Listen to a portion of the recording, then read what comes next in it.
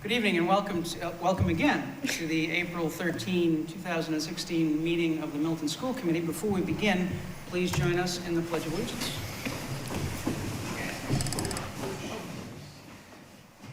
Allegiance to the flag of the United States of America and to the republic for which it stands, one nation, under God, indivisible, with liberty and justice for all. Thank you. Moving on to the agenda.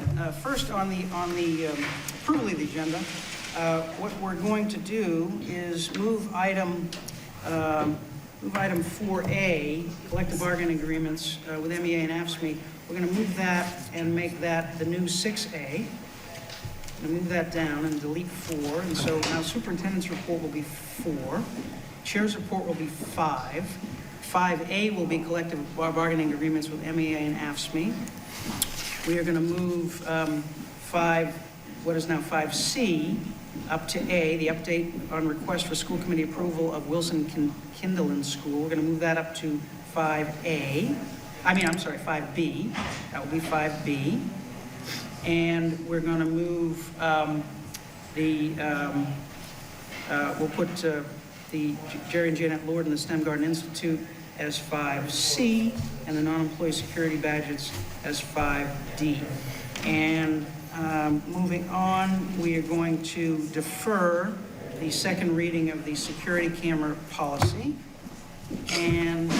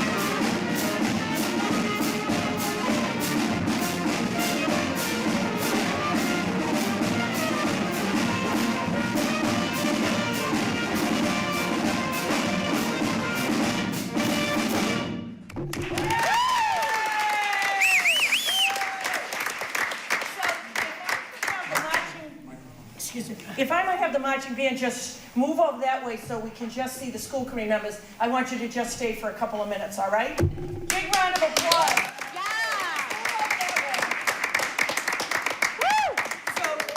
so I think the superintendent has some explaining. You can't stop a marching band, I think is the theme song from tonight. And my timing isn't as good as Ms. Varela's. But tonight is Chairman Zulus and Vice Chairman Becky Padera's last night on the school committee. And so we thought and we thought and we thought, and whoever had a final night in their own marching band.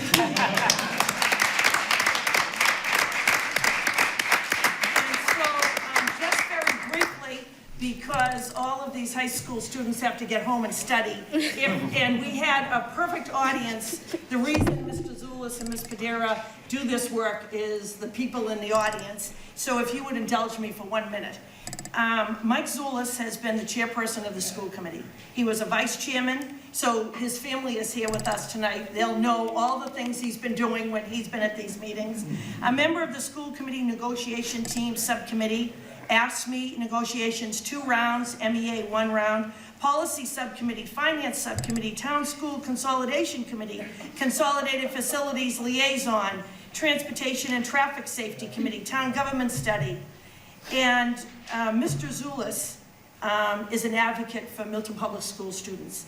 And this last year, when he was the chairperson, his judgment is sound. He listens to all sides and he works to build consensus. He's a strong liaison with the Selectman's office and Town Hall. Mr. Zulis has really coined a 13-year education along with the school committee working for free full-day kindergarten. He's the initiator of ideas of how to consolidate town and school. He's a professional at all times. On behalf of the Milton Public Schools, I am deeply appreciative that Mike Zulis has strengthened relationships with all of the unions in the Milton Public Schools. Your commitment to public education and vision of excellence for our students combined to make you a uniquely talented public servant and thus a school committee chair. You made a difference and you worked with us to raise the bar for all students. So his wife, Mrs. Zulis, and his children, Melina and Alyssa, are here tonight, and I want everyone to join me, and I'm sure in the viewing audience, to give Mr. Zulis. But before we give him a round of applause, we have a small token of appreciation. And so, I know, just 1 minute. Let's see if you can recognize who these preschoolers and first graders are. So they kept it a secret that their teachers created. So the reason that you do this work are your children and that you have given all this time. So that's a small token of our appreciation. And for your children, two little hats, because, excuse me, we, over the years, have always come up with an idea when school committee members leave. And we have Mr. Zulis' children will be with us for 12 and 13 more years. So thus going forward, you're the first 2 families. The Zulis family has their own painted, Glenn, up on the screen, bench in the Brooks Field to attend football games for the rest of your lives. That will be painted. You are the only 2 families with benches over in the Brooks Field painted in your name. So on behalf of the Milton Public Schools,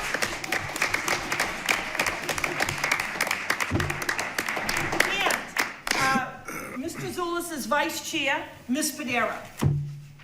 Ms. Padera is the co-chair of the school committee. She, along with Ms. Bagley-Jones, has chaired a wellness subcommittee. She is a member of the negotiation team. I think this is some kind of an award.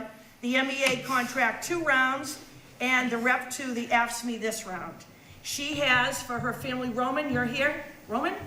Roman's representing because Ms. Padera's daughter's entertaining on the talent show at PS, and her husband's going to bring her here. School committee rep to MFE, school committee rep to MPEG, finance subcommittee, school committee rep to mass conferences. Ms. Padera is an advocate for all social emotional learning and health and wellness. On behalf of the superintendent, Ms. Padera has been the link that's now strengthened the relationship with BID Hospital. You're responsible, right, Ms. Bagley-Jones, for Stall Street Journal, an advocate for middle school sports, middle school health curriculum, and again, along with Mr. Zulis and this school committee, responsible for the full-day kindergarten program and the unbelievable expansion of our preschool. An advocate for athletics at the middle school. She's my conscience about increasing the time for elementary art, PE, music, future problem solving, And right up until yesterday, Ms. Padera has now implemented a chess program after school next year in all 4 elementary schools, and a summer program this summer in our student. Look at, you have a fan in the audience. Here's Mr. Kelly. Excellent. I know if you were staying on the school committee that you would continue to lobby for high school transition program, a little hint to your fellow members, expansion of elementary art, music, library, and the restoration of those PS positions. Ms. Padera makes the work fun, and you're an advocate for all children and staff and teachers in the Milton Public Schools. So on behalf of the Milton Public Schools, Roman, do you recognize yourself? Do you recognize your sister? You didn't tell that they did that in school, did you? They kept good secrets, didn't they? And the Padera family, Ms. Padera, one other item. Ms. Padera is the individual who really opened up. It used to be just high school students went to high school football games, but she encouraged us to invite preschool through 12. And so the Principal Jett blames Ms. Padera for the huge audience and the monitoring that has to happen. So that bench, and for your 2 children, on behalf of the Milton Public Schools.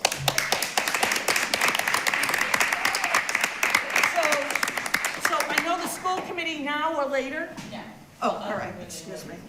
Just a few minutes, we have a perfect audience, and then we'll share their talents. And a few minutes right now, whatever you want. What's your pleasure?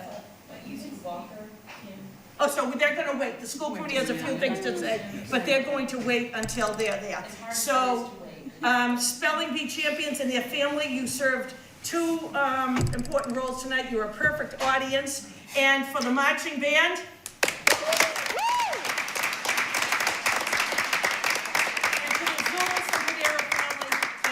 sharing all those nights and all those days, your husband and father with us. Thank you. Can I give them that? Absolutely. Come on over, girls, and get your hats. Roman. Yes, would the marching band play as you leave? Oh, yeah. And Miss Damiani and Miss Roach, who had lots to do with planning this surprise.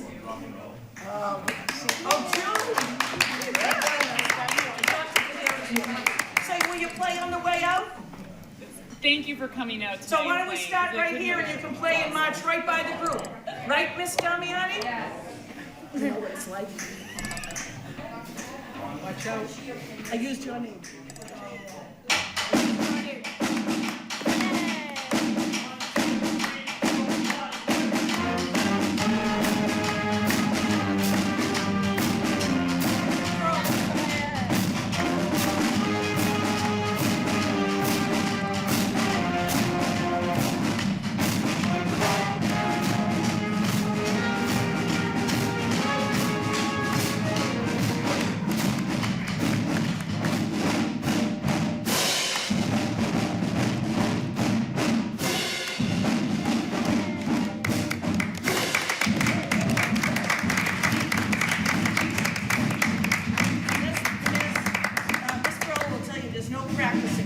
So that was beyond that control. I'm sorry, but they all had to go home and study.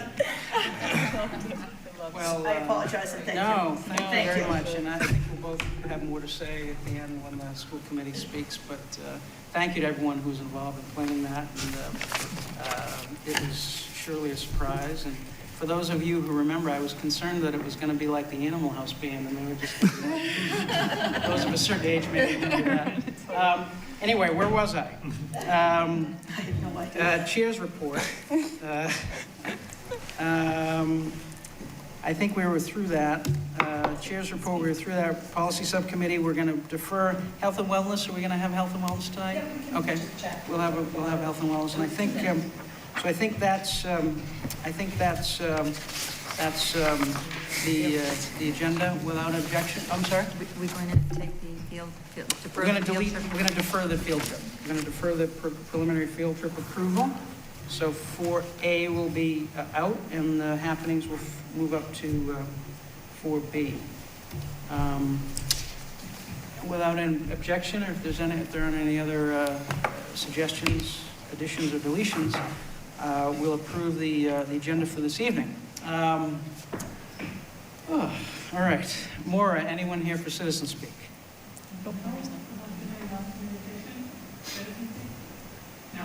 No one here for citizen speak. Let's move on to the first item under the superintendent's report, well, I'll Thank you. hand it over to the superintendent. Thank you. So we're really thrilled tonight. Perfect event to have tonight. We have our spelling bee finalists from the Glover and Tucker with us. So if all of the students would move up under Dr. Elaine McNeil-Jermai's direction with our coaches, and Principal Jermai is going to, coaches, come right up, please. Dr. McNeil-Jermai is going to begin and give an overview of how the elementary spelling program developed, grew, and had a very, very exciting culminating activity. And introduce the students and the coaches. Thank you. I will. So I think you've made some believers because they think now a marching band will be at school committee, so they may be back.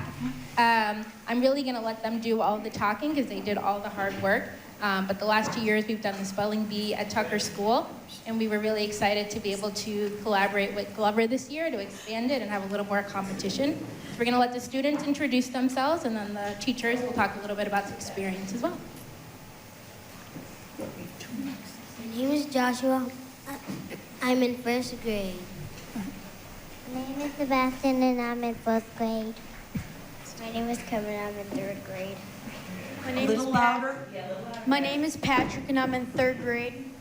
My name is Roman and I'm in 4th grade. My name is Hayan and I'm in 5th grade. My name is Isabella and I'm in 5th grade. My name is Soraya Darvish and I'm in 4th grade. I'm Debbie Graffi, and I teach over at the Tucker School. And I'm Kathleen Powers. I also teach at the Tucker School. So, Okay, so we've been running the Spelling Bee Club at Tucker for a few years. This was my first year as one of the coaches, and I do have to say that it was really a lot of fun. The enthusiasm from the kids is amazing. They're so into learning the vocabulary words and the spelling and practicing. And they came to our spelling bee club every week. And then when we got to compete with the Glover School, it was just nice to see other students who were as happy about it, and also just the good feeling and kids applauding each other, and kids just working so hard to memorize all those hard words. Did you have anything you wanted to add? I just want to say congratulations to all the students here and the other students who participated for all their hard work and their courage to go up in front of their peers and do their best spelling. And so I think you might have the two winners to introduce to us and a little discussion about those final words. Sure. Well, our winners were Sebastian, right? You want to say hello? What was the Hello. hardest word you had? I don't have it. He had plenty of them, I'll tell you. And who was the other? I studied a lot, so there weren't really any hard ones. Okay, so just to clarify, because I had to read the words, some of the words these guys were able to spell: insouciance, buoyancy, guttural, garrulous. I mean, some of them, we were actually, when we were giving the spelling bee, we had a Chromebook next to us so that we can double check the pronunciation of the words. So these were not easy words. These guys studied and they worked hard, but they well deserve being here. So any school committee members have questions?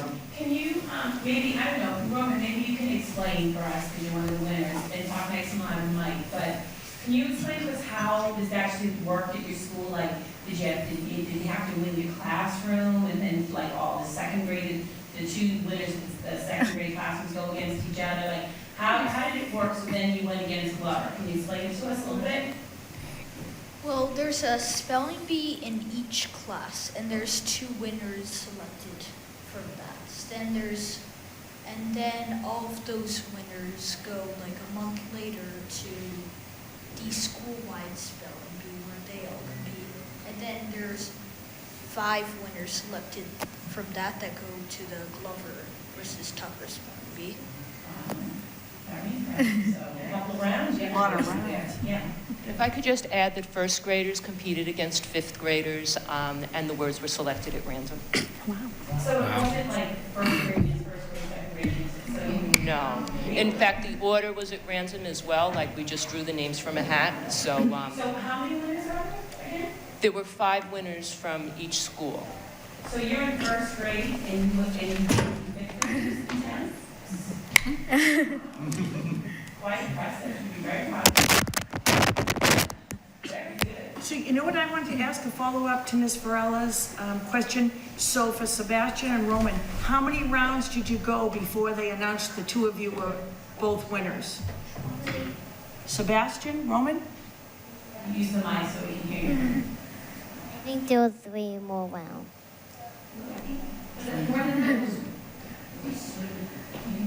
20. So once there was just 2 spellers left, they did 20 words before it was declared a tie. There were fuss. And what was the last word, Sebastian and Roman, and everyone there? You must remember that. Sebastian, do you remember? You know, I don't remember the last word either, but I know one of the words that stood out that was one of the last ones at Tucker was persistence. And we just thought, persistence, and we just thought that was such a perfect word to end on, because the amount of time that they spent at home studying, coming to the spelling bee club, it just really stood out. And I don't know if you have time for them, maybe just really quickly each to say something fun from the spelling bee, because their teachers worked so hard with them during that time too. I think it'd be great for them to share. Maybe you can even share one way how do you study. Oh, and she actually had one suggestion for us too. We haven't heard yet, but okay. I suggest that we should get the words more soon so we can study them better and learn them more. One of my favorite parts was going to spelling club after they picked the 2 winners for each class. One of my favorite parts of the spelling bee were when I went to spelling bee club and I met a bunch of friends and also made new friends. Also, the teachers, Ms. Fadraki and Mrs. Powers, taught me many new techniques to help me study. I also made a lot of new friends at the spelling bee club. I'm glad that we have the spelling bee because I'm the one who actually asked. So I'm the one who asked Glover to make a spelling bee.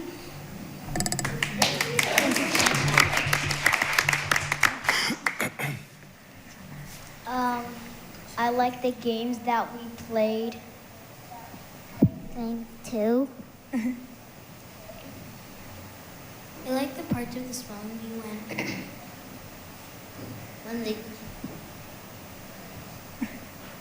when they chose the. I like that.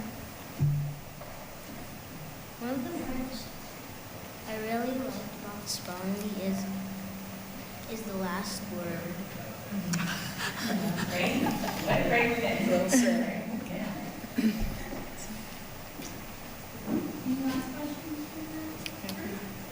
Ms. Padera.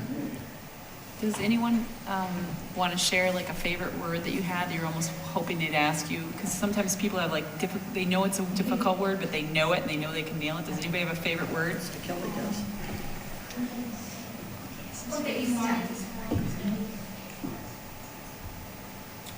Probably gargantuan.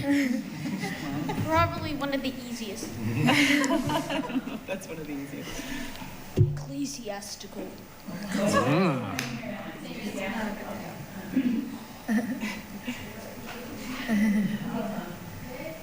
Idiosyncratic. Auriferous. I didn't get this word, but I wanted to. Eleemosynary. Yes, I remember Elmo. I didn't get it, but I wanted to. Yeah. So honest. Gargantuan. Idiosyncratic.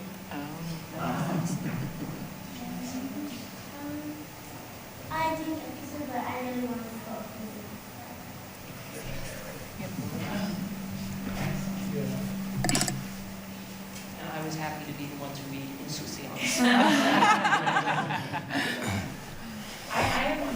Ms. Varela. So for those of you that aren't moving up to Pierce just yet, do you think you'll all come back next year and do it again? Yeah? That's good. Yeah? Maybe you can add those pointers that you recommended to your teachers and administrators, yeah, principals, yeah? Good for you guys. Dr. Donahue. I'm just going to add that I'm incredibly envious of your ability because I'm a notoriously bad speller, and I think it's an important life skill and one that I wish that I had, quite frankly. And that aside, I think the confidence that you build by going up in front of your peers and your teachers and people from your friends from across town and doing something very difficult is priceless, coupled with the vocabulary that I'm sure you all learned. I'm sure you could tell us what some of those words mean.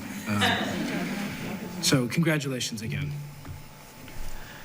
And I was actually wondering if someone could set the scene. I mean, is it a situation where there are bright lights and bells and there's a lot of tension and pressure? Or what's the scene when you're in your spelling bee? There was a lot of people. It was pretty nerve-wracking, but we studied a lot, so we weren't as nervous as we would have been.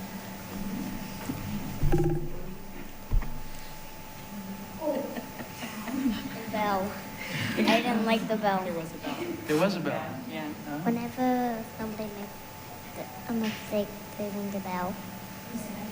Yes, a little louder. Whenever they make a mistake, they ring the bell. They ring. Is the mic working?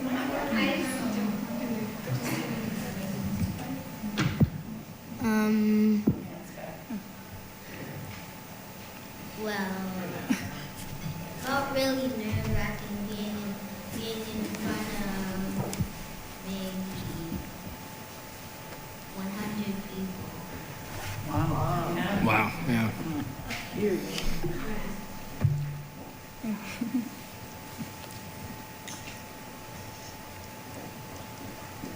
At first I was very nervous, but as the rounds went on, it got easier and there's less pressure on everyone because they were getting used to it, and I thought that's what made it better. I felt a little pressure during spelling bees. I was kind of afraid of what words I would get. Yeah, same for me too, because sometimes I would hear the word wrong and I would mistake it as another word. So I always made sure that I had the people. And can you ask the context too? Can you? Every time I went up, I got really nervous. I can just say that there was nothing nicer than seeing these guys standing up there, so confident, so poised, in front of all of these people, spelling these very difficult words, and it was just really nice to see. That's great.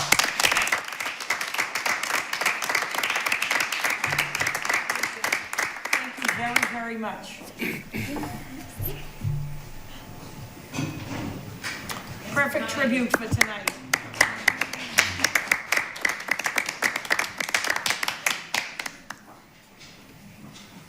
Very briefly, under happenings, first I'm going to give Grace the stage.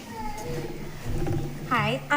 So I just wanted to announce to everyone watching in the school committee that the student government's actually doing a very, very big fundraiser coming up on April 30th. It's going to be a Saturday. We're holding an event called Putting for Patients, and all the money is going to the Jimmy Fund. So, or never mind, half of the money is going to the Jimmy Fund, and half the money I think is going to student government.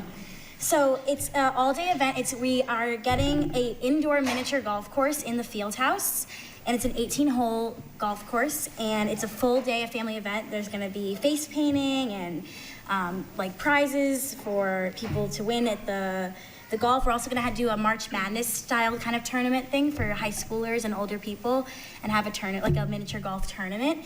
And it's going to be a really fun day, and it's going to be from 12 to 4 on April 30th at the field house, and it's a $10. It's $10 to come in, and we hope to see as many people there. Yeah. Ms. Varela. Is it $10 a family, $10 a person? A person. $10 a person? Yes. And it's for all ages though? So All like ages. a 10-year-old can do it and a It's free for 7-year-old can do it's it? free for under 3, but everything 3 else. and under it's free? Yeah. Okay. And what about seniors? Is it free, like 65 and over or anything? No. Fundraiser, right? Thank you, Grace. Thank you, Grace. No problem. Last Saturday night, 700 to 800 Milton parents and residents attended the MFE Celebration for Education. The theme of the event was recognizing teachers with 20-plus more years who had served in the Milton Public Schools. I want to recognize the co-chairs, Bill Resnick, Eileen Heller, Angie Van Allen, and Darrell Elliott. Following their email traffic over the last 6 to 7 months and their email traffic since then, I can tell you that they work tirelessly every day. But as I sat there last Saturday night, that MFE is a tribute to this community, to each individual who purchases a ticket, to the donors, to the sponsors, to the individuals who serve in the back of the house and the front of the house. And I would be delinquent if I didn't recognize Ms. Padera, school committee member, Ms. Varela, a resident parent said to me the other day, the best part of the celebrations, and he's been going forever, was the entertainment and the student involvement that set the tone for the whole celebration. So Ms. Varela worked with Milton High School athletes, artists, musicians, and on a Saturday night, that wasn't easy to bring all those groups. And I want to recognize you for your efforts that evening. Do you want to speak to that? Well, I just want to say it was a lot easier to get them here for Becky and Mike than it was for 850 people on a Saturday night. I'll tell you that much. Ms. Varela, they had, the trick is they had jazz band tonight. Huh? Also, they're already in the building. Yeah. No. So anyway, I'm very happy to perform for you. However, there were several of them that I was after for Saturday night, but that's okay. No, I personally want to thank all of the athletes and the musicians and the singers and our athletic director, Alex Campier, and Dr. Burdette, our director of fine arts, who worked with their students and myself and the foundation representatives to be able to bring their talents to the ballroom that night. I think that even though if anyone's viewing this at home, it was a little hard to quiet you down to start, so we could hear the beautiful presentation by the students. It was a wonderful, wonderful way to kind of start the dinner portion of the evening, and I was really proud of them, and they did a great job. It's good for them. And to you and Darrell Elliott, it reminded everybody why they were there. Exactly. So thank you. So we'll be following up with the MFE, but those funds are going to go towards the Milton High School Wildcat Wellness Center and teacher grants. The MFE, I wrote to the school committee, said they don't rest, just like each one of you don't rest. And this week they've sent out their nomination packet for the Teacher of the Year. So everyone can go online to the MFE or look in the email blast from your principal and me. The deadline is April 29th to nominate a teacher that you would like recognized. To even be nominated is really an award. And that is another unbelievable event sponsored by the MFE. Tonight, you would probably have throngs of people here if it were not for the Pierce Global Celebration that's happening tonight. Tomorrow night, there's a Milton High School Pierce Jazz Night, yeah. Jazz night in the Milton High School Auditorium. Absolutely. Then we go into vacation week. The town elections are the 26th. Your school committee reorganization is the 27th. And kindergarten, we get lots of calls every single day. Kindergarten screening dates and kindergarten registration dates will go out during May 24th to May 27th. Those kindergarten screening will be asking parents and guardians to bring their children to screening. Very briefly, 3 personnel issues. I want to recognize and thank for her years of service. Dr. Sheila Cuxtis is resigning for her position as the Glover principal. I'm working with Margaret Gibbons, the head of the union, and Miss Kelly, who was here tonight, the Glover PTO president. We'll be advertising far and wide for volunteers who want to serve on that screening committee. I'll do a report to the school committee, what our plans are.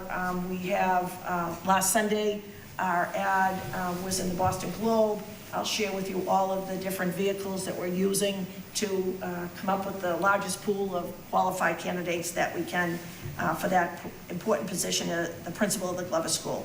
I know that all of you join me also in congratulating and thanking for her years of service. Dr. Noreen Dimer-Burdett has announced her retirement.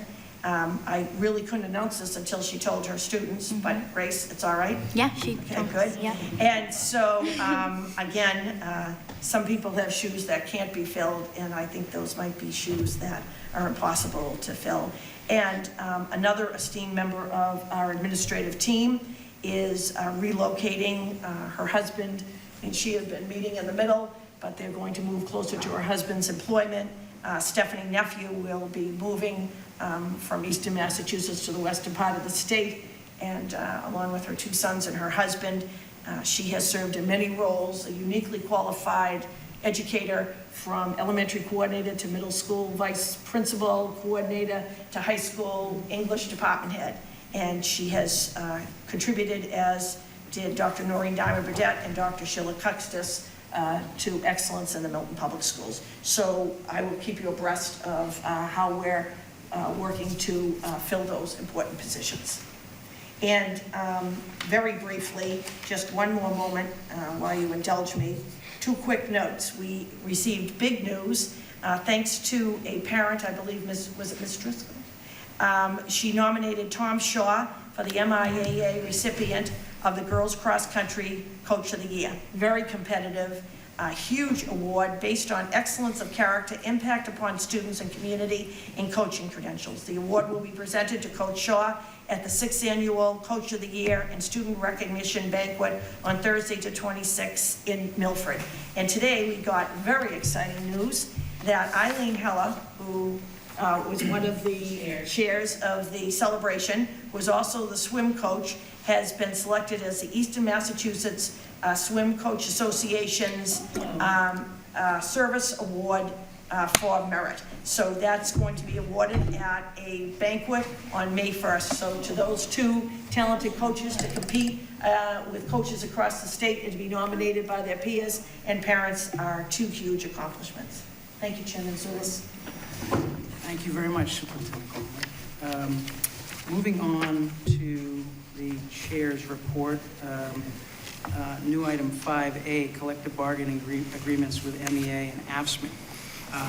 First, with respect to MEA, the Milton Educators Association, the school committee has reached agreement with the Milton Educators Association Unit A, which are the teachers, Unit B, which are the supervisors, and Unit C, which are the recess aides, on 3-year contracts for the period beginning September 1, 2016. These agreements have been ratified both by the union and by the school committee. The school committee's negotiating team and the union's negotiating team have been meeting since last October. Many issues were discussed and many issues were negotiated. The negotiating teams, rather, had different views and different perspectives on most, if not all, of the issues. However, the negotiations were marked, I think, by mutual respect, courtesy, and collaboration. Those efforts resulted in 3-year agreements that we believe are fair for the teachers, fair for the schools, and fair for the town. The primary points that mark these agreements are as follows. First, compensation.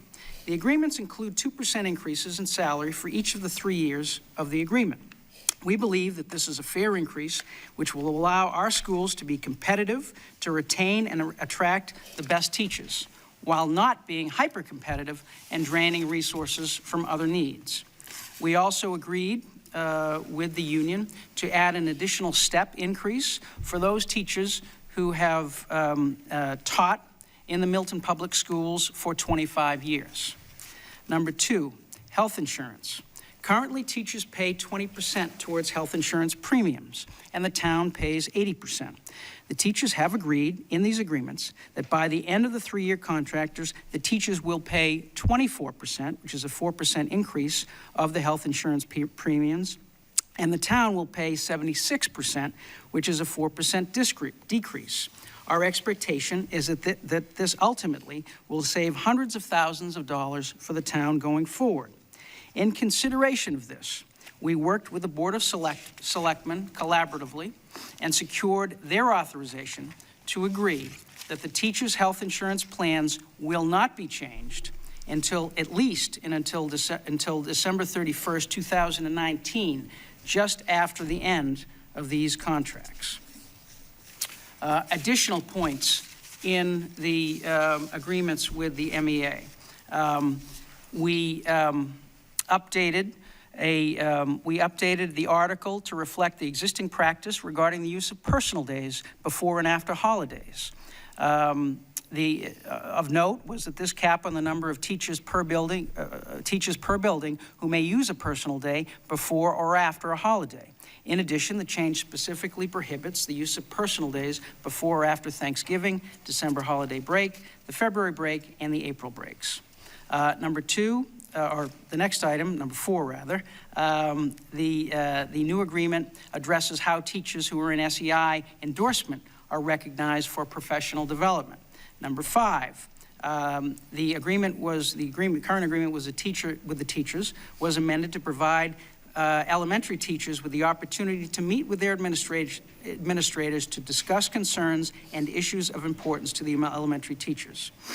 Number 6, the article with respect to a reduction in force was amended to meet the requirements of the current statute, which becomes effective September 1, actually the new statute, which becomes effective September 1, 2016, which states that seniority is to be used as a tiebreaker rather than a determining factor in reductions in force.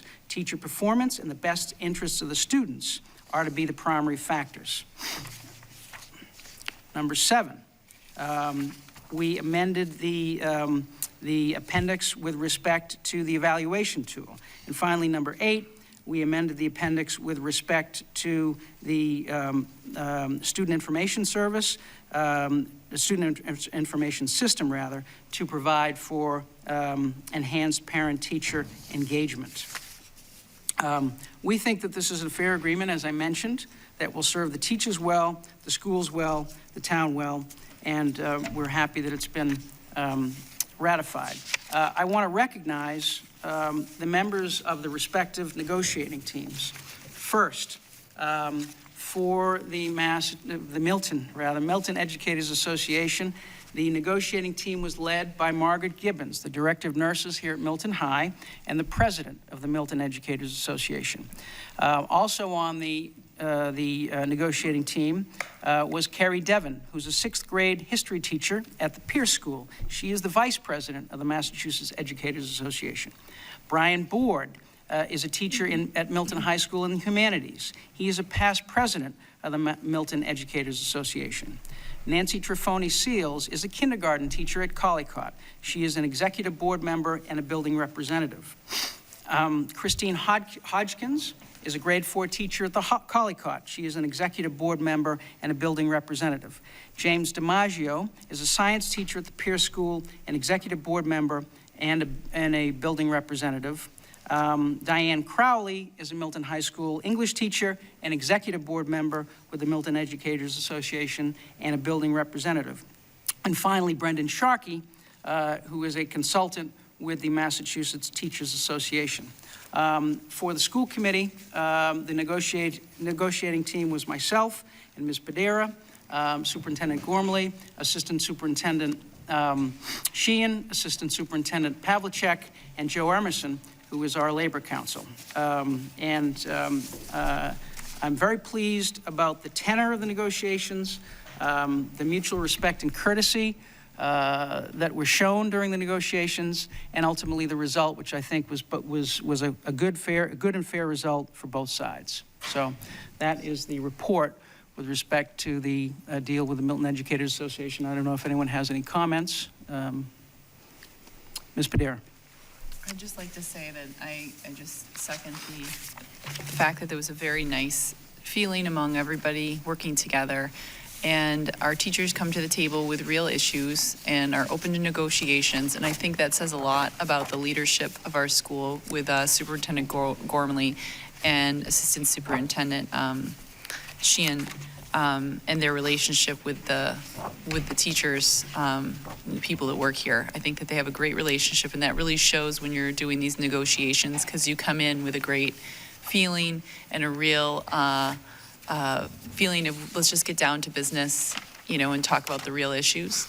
And I'd also like to say that our representative, Joe Emerson, and their representative, Brendan Sharkey, were just instrumental in running a smooth process. So I'd just like to thank all the teachers that served on that committee, because it's a lot of their time, a lot of their free time, a lot of times after school, and that continue to commit to do that. So I think it's always an education, but it was a really pleasant negotiations this time around. Ms. Varela. I want to thank both you and Ms. Padera, along with Dr. Pavlicek and Mrs. Sheehan and Ms. Gormley and I know, as you say, Joe Emerson representing us, did a great job, but it just seemed as though all the reports back to the committee as a whole were just well explained, thought out. Again, to echo rather what Ms. Padera just said, that it just seemed like it was a very positive and a fruitful negotiation process for both sides. And I know it's not an easy thing to do. So I thank you on behalf of, the Milton School Committee and the Milton Public Schools, and just as the town as a whole, that you all did such a great job. This is where the biggest budget, we have the most employees, and the fact that this was able to come to a very respectful conclusion that everyone can move forward with in a positive light. I really want to thank you very, very much, and you should be very proud of yourselves. So thank you. Can I just add one more thing? Ms. Padera. And I'd be neglectful if I didn't add, I know it's going to come as a shock to everybody, but that Dr. Pavlicek knows way too much about every single contract in this building and the history of that contract and the letter that went with that contract in 1978 or something. I mean, his history through it and the respect that is given to him as well by the teachers and administration. It's just any fact that's asked, goes to Glenn, when did that happen? It's really amazing thing. It's a great relationship, so. Dr. Donahue. I will echo those sentiments as well. I think I felt, as a member of this committee, I felt very informed and comfortable with your work, and that's a testament to you, because it's not an easy place to put me. So thank you. Personally, I would like to take this opportunity as well to thank our teachers and our other units and their bargainers. It certainly seemed from your reports to be a very collegial process, which, again, as you said, gets back to our administration and the excellent job that they do manning the ship. So thank you all. Thank you all. Two things that I should mention. One is I alluded to the cooperation with the Board of Selectmen with respect to health insurance. I think that needs to be elaborated on just a bit. Without the efforts of Anne Marie Fagan, our town administrator, and the Board of Selectmen, Chairman Tom Hurley, Secretary Dave Burns, and Katie Conlon, without their efforts and without their collaboration, this agreement would not have taken the shape that it has. And so they deserve as much credit as anyone else. The last thing I'll say is that is on timing. We had a very cooperative process throughout, and it has led us to have this 3-year contract completed 4.5 months early. This contract does not go into effect until September 1, 2016. So it was a good process. We got a good fair deal done for both sides, and we look forward to the future with that. Second, AFSCME. Our custodians, maintenance workers, and cafeteria workers. We have likewise reached agreements with the AFSCME union, which is, as I said, our custodians, maintenance workers, and cafeteria workers, on a 3-year contract beginning September 1st, 2016. Once again, with our AFSCME negotiations, those negotiations began with the same negotiating team on behalf of the school committee, and the AFSCME negotiations began in January. Again, there were many issues discussed and negotiated. The negotiating teams had different views on many issues that were raised and different perspectives on most, again, if not all of those issues. However, like with the teachers, these negotiations were marked by mutual respect, courtesy, and collaboration. These efforts resulted in, as with the teachers, a 3-year agreement that we think is fair for our AFSCME union workers, and fair for the town, and fair for the schools. The primary points of the agreement with AFSCME are as follows. First, compensation. As with the teachers, these agreements include 2% increases in salary for each of the 3 years. Again, we believe that this is a fair increase, which will allow our schools to continue to provide services and continue to be in the shape that they are in today.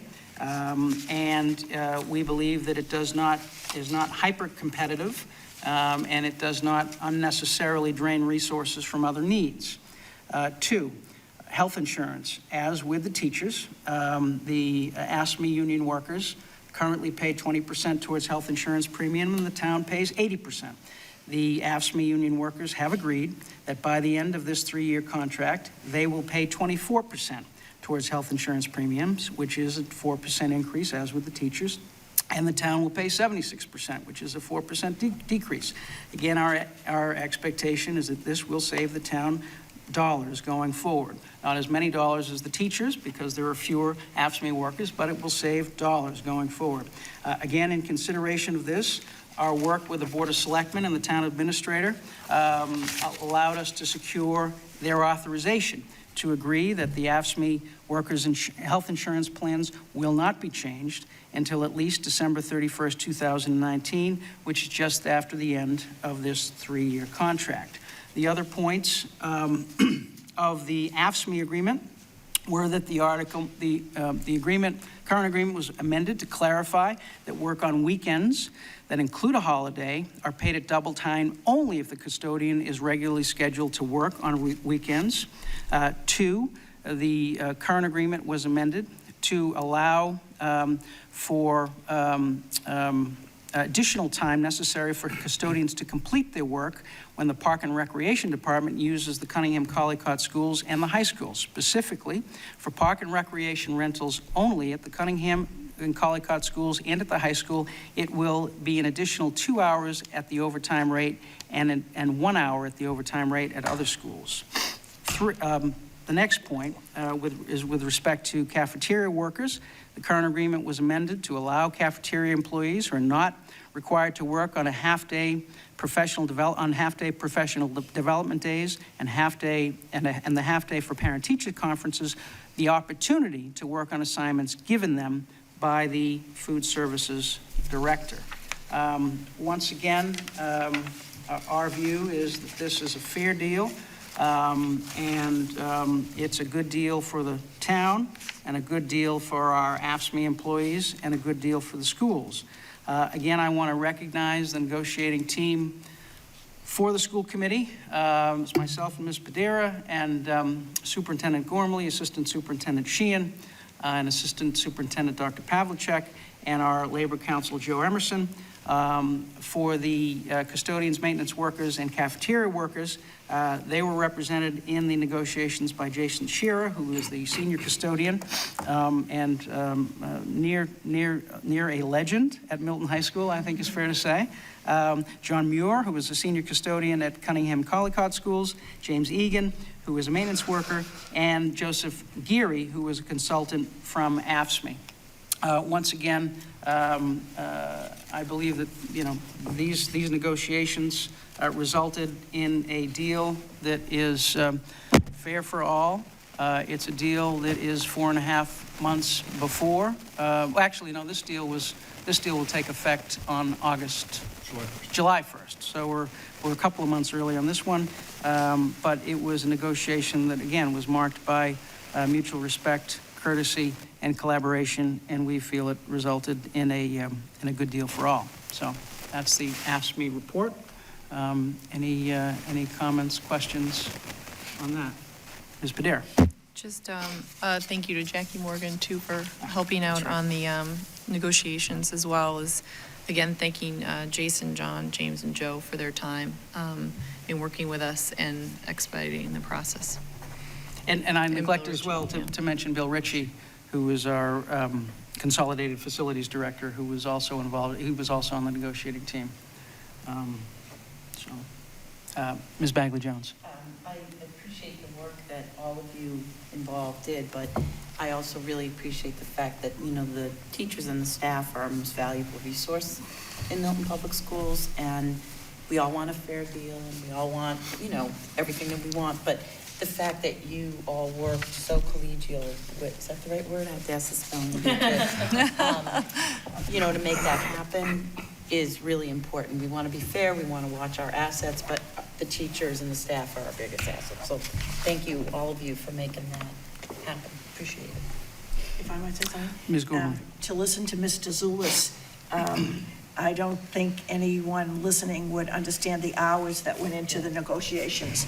And so this is our work on this side of the table, but for the hours that Ms. Padera and Mr. Zulus gave the Milton Public Schools from your professional and your personal life, and to all the individuals who served on the negotiation team. Sometimes the teachers didn't want to leave school, or they had an after-school activity, and we had some night sessions, so there were hours and hours to hear you talk.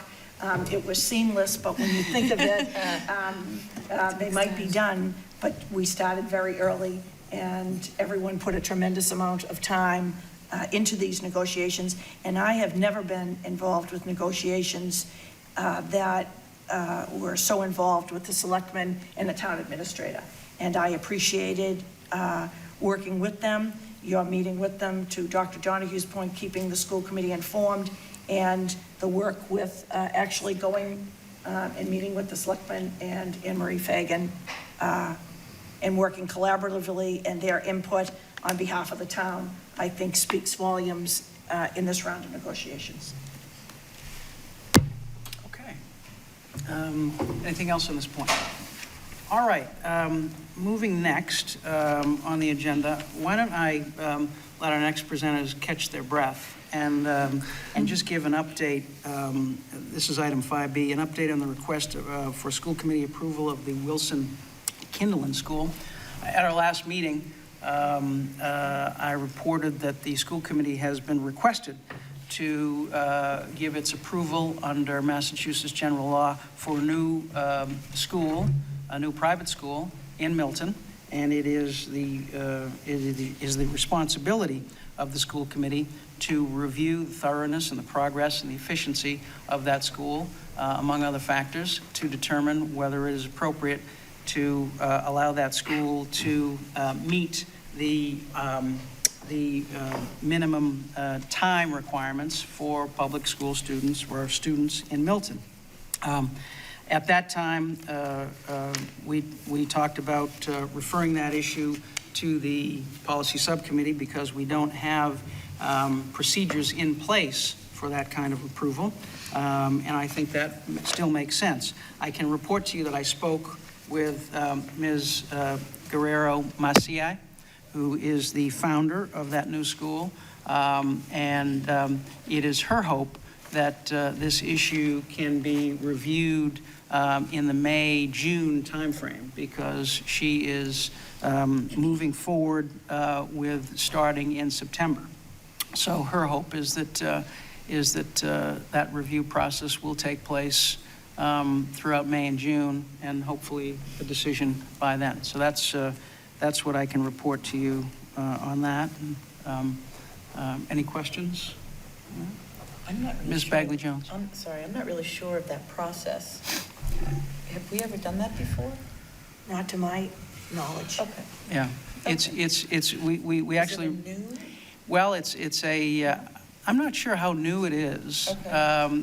There's a the Massachusetts statute requires the school board, the school committee or school board to approve schools that students in town will be going to that will meet the minimum requirements for attendance under Massachusetts law. And the Department of Elementary and Secondary Education has set out procedures for making that judgment. There's 11 factors that they have suggested for a school board or school committee to review in making the judgment. The decision and the determination is with the school committee on whether that school will be approved. Apparently, we haven't had that process here in Milton for as long as anyone can remember, but now we do.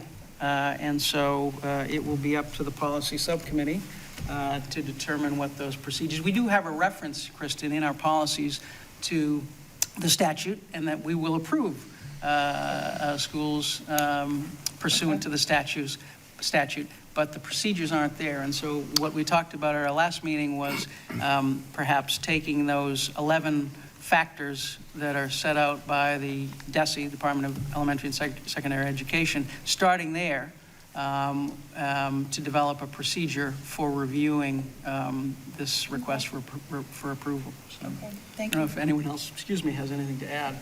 Dr. Donahue. So just to build on that, I think the process that's moving forward now in the policy subcommittee, we've started the initial steps of crafting the policy. My hope is to have the policy crafted in reasonably short order. I think that the timeline that we're looking at, May and in June, is aggressive, but we endeavor to serve. So we will do our best to begin the dual process of crafting that policy, then getting that policy approved by the school committee over 2 subsequent meetings, and then beginning to look at the information we're provided and seeing if it complies with the policy all over that time course. So it will be quite a bit of work, but Thank you. we'll tackle it. Oh, Mr. Walker. So, relatively speaking, the process of developing a policy is the easy part. I'm sure that we would agree that the approval of a new school, the first in our tenure and probably the tenure of many previous school committees, is a very sobering one, and therefore one that we probably would want to approach with deliberate care. Thus, I think an answer in May or June is probably not feasible, given that if we have a policy by then, I think that would be progress. Then we'll need to determine exactly how we make this analysis based on the criteria, whether we do it ourselves, whether we want to engage someone. But this is a new school that parents who take advantage of that will depend on us to ensure them that their children are going to get an education that meets the standards outlined by those criteria. So while I understand that the founder would like to move quickly, I think in fairness to us, we just got the request, and there are some very deliberate steps we need to take. Ms. Varela. Yeah, I echo that. I mean, again, I'm I'm a member of the policy committee that Dr. Donahue chairs, and I again reiterate what Mr. Walker just said, that if we're aggressive, we can pull together a policy. Yes, it's still an aggressive time frame, but we can do it. But I want to know that there's one thing again about pulling the policy together, and I don't know if one of the superintendents can speak to it, or Chairman Zulus, if you can. If we are unable to approve the school, based on our policy, like Mr. Walker said, what does that deter her from opening in September, or does she need this approval to start?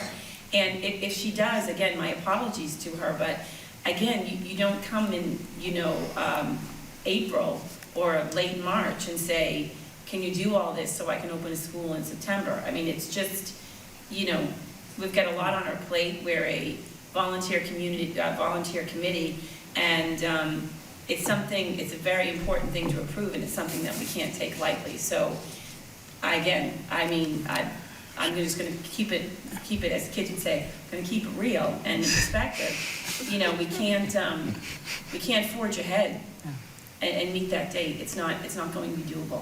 So just to respond to the first part of your question, without this committee's approval, the founder cannot offer a school that will meet the minimum attendance requirements of state law for those children. So in other words, those children will not be at a school that will meet the minimum requirements of attendance under state law, which is currently 180 days. So she cannot provide a school without this board's approval that will allow that to happen.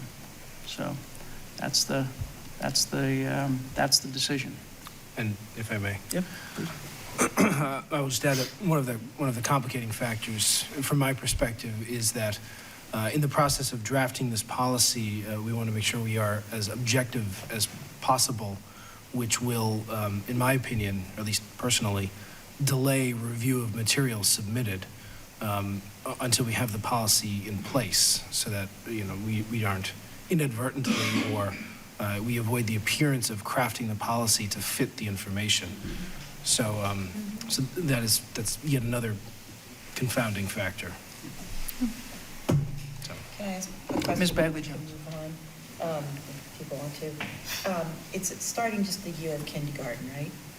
I think she's starting 1 year at a time. Kindergarten, first grade. Kindergarten it's and kindergarten first grade. grade, yeah. Because kindergarten, when, And I just think in terms of our responsibility and the costs, if we, the cost on you all for monitoring it, because I'm certainly not able to do that. Well, there's no monitoring. It's just approval. Once there's approval, the school committee then. That makes it worse. Yeah. Well.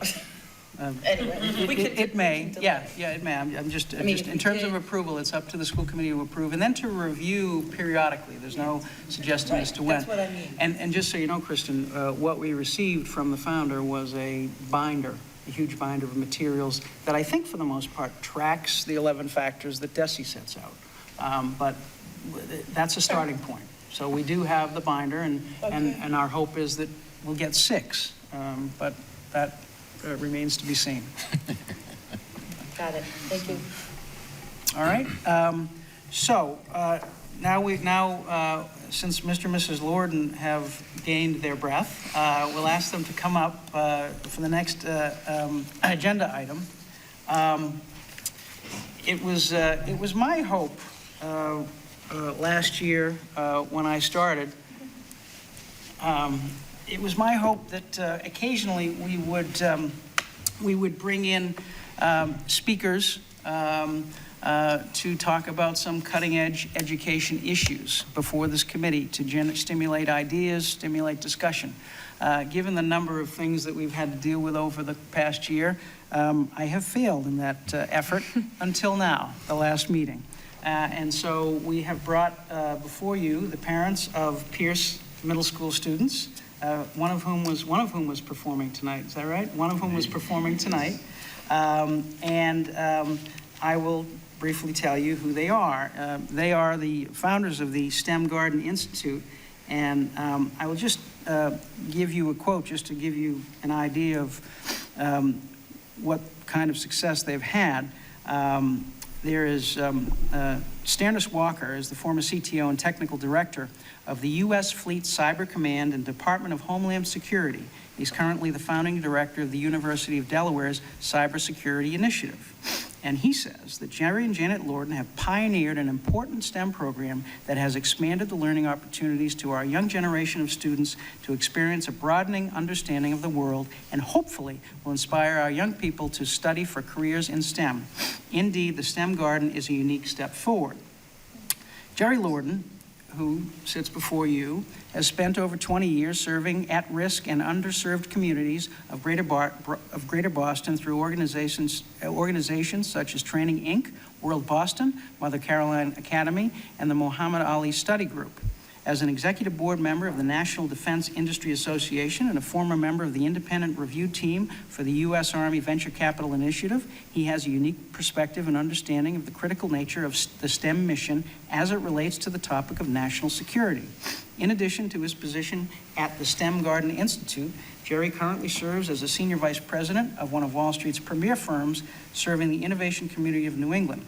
He can see the daily impact of STEM in our economy and the impact to the future of the American way of life. Janet Lorden has over 20 years of experience working directly with local nonprofits and educational institutions. She has held positions including chair and treasurer for several organizations such as Training Inc., BC4 Boston, Mother Caroline Academy, and Tucker School PTO. As a board member, she focused on assisting these nonprofits in defining their mission and defining their financial goals. Additionally, in partnership with Boston College's Lynch School of Education, Janet has developed the STEM Garden Institute K-12 in school after school curriculum, creating and testing an engaging, activities-based STEM program. She has also worked with the BU School of Medicine to create a bachelor's degree program to complement the nation's first healthcare emergency management master's program. In addition to her role as the executive director of the STEM Garden Institute, Janet currently serves at TIAA, a nonprofit financial services company whose mission is to serve those who serve others. In addition to all that, Jerry and Janet are the parents, as I mentioned before, of twins at the Pierce Middle School. So Jerry and Janet have come to speak to us about STEM programs and their effect and their future. And so I'll turn it over to them now after that long introduction. Well, we thank you very much for having us this evening. So thank you to the school committee, to Superintendent Worley and assistant superintendents for all of your work for our kids. Janet, you might speak into the microphone. Or take it out. Take it out. I don't think that, one of them doesn't work, so test. It might be, no, check. Hello? Is this working? Yeah. Okay, fantastic. Just, you can take it out of the. Yeah, take it out of the holder. That's what they want you to do. That's it. Sure. So I know I'm preaching to the choir tonight when I talk about what STEM is. We all know what the acronyms stand for. And we know that it is, it's not just about each discipline. It's not just about how well we do in math or how well we do in science, but it's really how those 4 disciplines are integrated and how you put those together to help solve problems. So, and not just only teaching kids about how to solve problems, but stay relevant in a global economy. So, right, we talk about, the STEM crisis, about not having enough kids in that workforce development pipeline to meet the needs of our industry. But very shortly, not only don't we have enough kids pursuing these careers in STEM to meet the needs of private industry, but also publicly as well. So we're competing, public and private industry is competing for a very limited pool of qualified candidates. So it's interesting too when you think about STEM and what that means. It really actually means something quite different to the industry and to education. So for the industry, when you think about it, it's really about finding those qualified candidates. It's about finding qualified candidates, like I said, to stay competitive. For educators, it's all about how do we train those kids to pursue those careers, but also how do we help teachers help those kids pursue those careers. So anybody can Google this at any time. You go on and so how are we doing? STEM has been around for quite a few years now. And, where are we in terms of how the kids are testing? And the news is actually quite promising. That if you look at the statistics, and I was actually just looking earlier today at the National Science Foundation, they just released their 2016 trends. If you look at the test results there, you see that since 2000, actually all of those average scores have been slowly inching higher and higher. So that's great news. What you find when you look at statistics, and I'm sure this is, again, preaching to the choir, you guys all know all this, but there's more kids who are going to college right after graduation. So that percentage has increased as well. When you look at rates of graduation, that's increased as well. So all in all, some really, really fantastic, great trends moving in the right direction. However, the bad news is that the United States still remains behind. Their average test scores is still the lowest of all developed countries. That is so frustrating and for, I think, all of us, because we're spending a tremendous amount of resources and focus on this topic, and yet we haven't been able to move that bar up enough to stay competitive. So how do we solve that? So one of the solutions, at least that we came up with at STEM Garden Institute, was to reintroduce agriculture as a platform of engaging kids, about reintroducing them to the basics of STEM. And Jenny, you want to take over? We're a tag team. So the key behind the STEM Garden Institute is more the fact that it is actually a universal language. So agriculture, arts, music, food, these are all universal languages. Anything can be taught through. So when you look at what we're actually doing, it's not growing. Growing is only the medium that we're interested in. It's actually what we can teach through it. And so the other day, we just got finished setting up a master's program over at BC for cybersecurity. And we always get the question, how does cybersecurity and bok choy come together? And so one of the things that we're actually looking at is, because our systems, hydroponic systems, actually have robots involved with it, they actually have SCADA systems, and all the infrastructure, that water, electricity, heat, etc., we're actually able to teach them the concepts of cybersecurity and ultimately the solution paths of cybersecurity in the future. We also are teaching DNA. We're actually, presently we have a curriculum set up where we can actually have the children, since bok choy is actually grown every 25 days, we can actually have them test the mutational differences between the generations, the parent generation and the younger generation of bok choy. And then what you really want the children to do is actually go through critical thinking process. So how does environmental chemicals impact bok choy? But then take it to the next level and ask them, how does environmental chemicals impact the human body? So there's a translation and immersion process that occurs with these universal languages. And if you look at the history of education, education actually was derived by basically two sources. One was agriculture and the other one was religion. But when you look at how agriculture eventually evolved in education, you have an amazing evolution. You went from the necessity of we're sending our kids to school, where they're getting, we need to have them solve, from 8 in the morning to 2 in the afternoon, they're learning, and then they apply that learning in the afternoon. And as we got more and more into the school system, we started dividing up all of our science and math and technology and engineering. And all those great concepts, it sounded great to separate them out, but we need to bring them back together in an integrated fashion so they're working on solving problems. That's the real key. Use universal languages for applied and practical solving of problems, critical thinking. The other thing that we're doing with the STEM Garden is actually thinking as a systemic issue. The DoD, which is very interesting, the DoD is a microcosm of society. We have school systems, we have police, we have fire in the DoD. And in our communities, we kind of have, all the same things. There's a necessity for food, there's a necessity for commerce. And so one of the things, for instance, in Somerville is a good example. We're actually integrating in our curriculum financial literacy, so the kids are growing. They take ownership. We actually have them choose what they want to grow. And we had a young lady who was from Boston College who was from Haiti, I believe.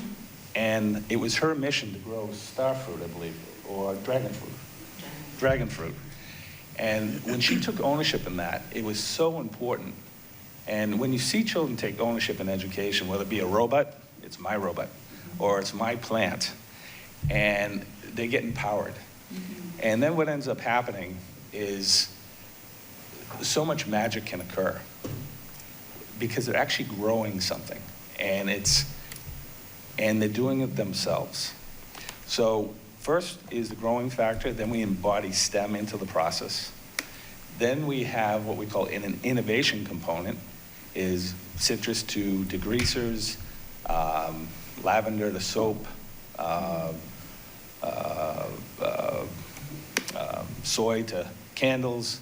You can even do algae to jet fuel with more complex thinking. But these things allow for, so you got the growing, you got the STEM, and then they start putting the notes, say, to music together, right? And they start making beautiful music. The fourth component is then they learn entrepreneurship through the process. They learn financial literacy through the process. So we have that curriculum built in. We're not doing anything that's different than what our societies did when they built this great school system. We're just bringing it back. If you look in history, it really worked, right? And then the automobile comes in and moves the food, fast food, and all these other things that interrupt. And our kids are being bombarded by, broken families, gang violence, poor nutrition, and electronics. All these things are causing their brains, and this is something we saw in the soldiers. Our children are suffering from a low-grade adrenal gland fatigue. And you can go to the south side of Chicago, there was a study done, and there were children that had adrenal gland fatigue greater than soldiers returning from war, which is pretty scary. Our soldiers go through live fire training, and they learn muscle memory. They learn how to adapt. Our children don't have that luxury. These things are just so stressful to them. And so they come to school, and we got to get them into a cognitive learning state first. And then we got to teach these complex subjects to them. Well, how do you get their brains into a cognitive learning state? One of the fun things over at the Kroc Center, where we had our program in place, we actually had music playing, and classical music, and the kids actually sat down, 8 minutes faster, when the classical music was playing. So if you can get their brains back to a cognitive learning state, it's like you can't teach a warfighter to actually fight on the battlefield. You just can't do it because they're in such a state of shock and our children, it's very important to get their brains to a cognitive learning place. The Eastern cultures have it right when they do the exercise in the morning. It really brings measurably the adrenal fatigue down. And all this electronic and texting, that actually causes it to go up. If you measure the blood pressure of an individual before they read the 100 emails, and I can't even imagine, Mary, what your 100 emails are like. But when they read their emails, you'll see the blood pressure go right up. And it's a natural form of invasion, so to speak, defense mechanism. But it is, so we got to think about this in a systemic fashion. We got to think about this not only about what we're trying to teach, and we're all about the arts as well. We believe that arts is as critically important as STEM is. But we also need to think about what they're doing outside of the classroom as well, outside of the school system. So how do we get them into that cognitive learning state and then ultimately teach them complex subject matter? So a lot of our approach is, as Jerry had said, it's not just about STEM. We are very so what you hear, obviously, we've been hearing about STEAM for a while now, for the last couple of years, integrating the arts. Well, it's funny, now they've included A as architecture too. And it doesn't really matter to us what those other additions are. It's about getting those kids in that learning state. So, and that's really it. Like once you have them there, then you can introduce all of these technologies. I mean, as you all know, the use of technology in the classroom every year is growing. We are using that and integrating that into helping them solve problems, because at the end of the day, that's what we want to do. Develop kids to be critical thinkers and problem solvers. It's as simple as that. And we have found that, at least for STEM Garden, agriculture is that platform to get the kids there. I was just going to say, one of the interesting things about using universal platforms, when you look at something like athletics, you will notice a very distinct difference between different position players. And soccer is an amazing thing. Every person on the field is always, that is so helpful because there's constant variability. Variability is the key, really the key to teaching critical thought. The more you throw at somebody, the better decision maker they get, the better decision. Music, my God, fundamental. It is pattern recognition at its core, right? These are key lessons. You know, I used to be a pitcher, and just understanding the variability of the player that I was competing against was critical. Quarterback, same thing. You know, if you don't critically think, you're going to get sacked. So these are all things, as we look at the different components in shelter, which, you know, we used to have shop, and when I grew up in Milton, shelter is one of those same things. You know, we can teach so much through it. We can teach angles, we can teach alternative energy. By the way, in the STEM Garden Institute, we're also teaching alternative energy. So solar, wind, all it is a universal language. And it doesn't matter if you're from China, Chelsea, Chile, all of these things can be taught. It's an immersion. I think in Somerville is a fantastic example. We have kids that aren't even speaking English in East Boston, right? Yeah, we've worked a lot with English language learners, and particularly in the city of Boston, but we've also worked with adult learners too in Maynard. And hydroponics, it's a new vocabulary for anyone, so it doesn't really matter if you have a strong command of the English language or you're just learning the English language. They learn it together. But again, kids got excited about it because they were growing something, and it goes back to that ownership, but it also goes back to, it's something that they can relate to. It's not a concept, it's not a something abstract. It's real, and there's a connection there. Yeah, and I think one of the reasons why we did specifically choose hydroponics as the platform, because China, Chelsea, and Chile, you understand what agriculture is. And matter of fact, a lot of new students coming to this country actually understand it much better than our own children. Further to that, when they're engaged in this immersion of a universal language, they're actually, English skill sets are actually improving at a faster rate, which is an amazing side effect. The other thing that we've done, which is we're able to utilize this tool to empower children. We have one set of children that we actually tested to have them go deliver produce to a food pantry. The other half didn't. And to the one child, those who delivered that food to the food pantry, that those 10-year-olds felt that they were empowered, that they, at 10 years of age, could make a difference to their community. That's magic. That is something that we didn't even count on when we were building out the platform. So I had the good fortune, two of my mentors, one was the chief scientist of the Army, and the other one was the father of systems engineering. And this whole problem is not an educational problem, it's a systems problem of our society. So we need to look at the entire process, not just the educational process.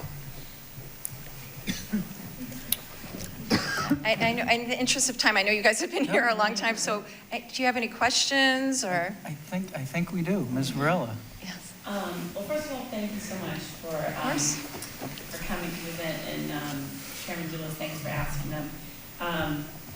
I know the Lordens, their daughters perform with Ms. Burrell over here off and on throughout the years. And I've reached out to Janet in the past to any query, any STEM query that I've come across and want to know about and bring me up to speed on. So your organization seems absolutely phenomenal. So could you speak a little bit more about, I guess I'd like to know, like the partnerships, like when you talk about Somerville, like the partnerships that you have, do you partner with both school districts or towns or community centers? I mean, how does it work that you can bring your STEM curriculum to any of those venues? I guess That's a great question, and it depends.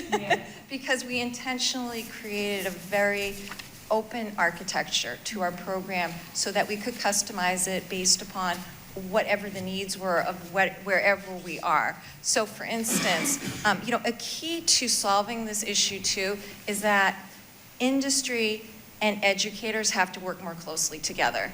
That's the number one key. So in Marlborough High School, in Maynard, we have partnered with their workforce partners. So they have workforce partners that come into their schools and help identify those critical skill sets, those critical jobs that there's going to be a need for students to fill, or eventually. And what we've done is just we come in there and we kind of supplement it. So in Maynard, they had an issue with, I can't remember the name of the partnership, but it was a workforce development partnership, and we were working with Clock Tower Place too. And they had a need to help develop language skills for their adult learners so that they could then come into the workforce, because they were already skilled in their respective careers from their respective countries, but that language barrier was an issue. So we helped with our program develop and encourage and make them feel more confident in their English language skills. In Marlborough High School, we are going in there and helping actually feed elementary school students and middle school students into their STEM program at their high school. So bringing after-school programming to Marlborough to help feed their existing program. In Somerville, it was partnering with the city, so we were working closely with the mayor's office.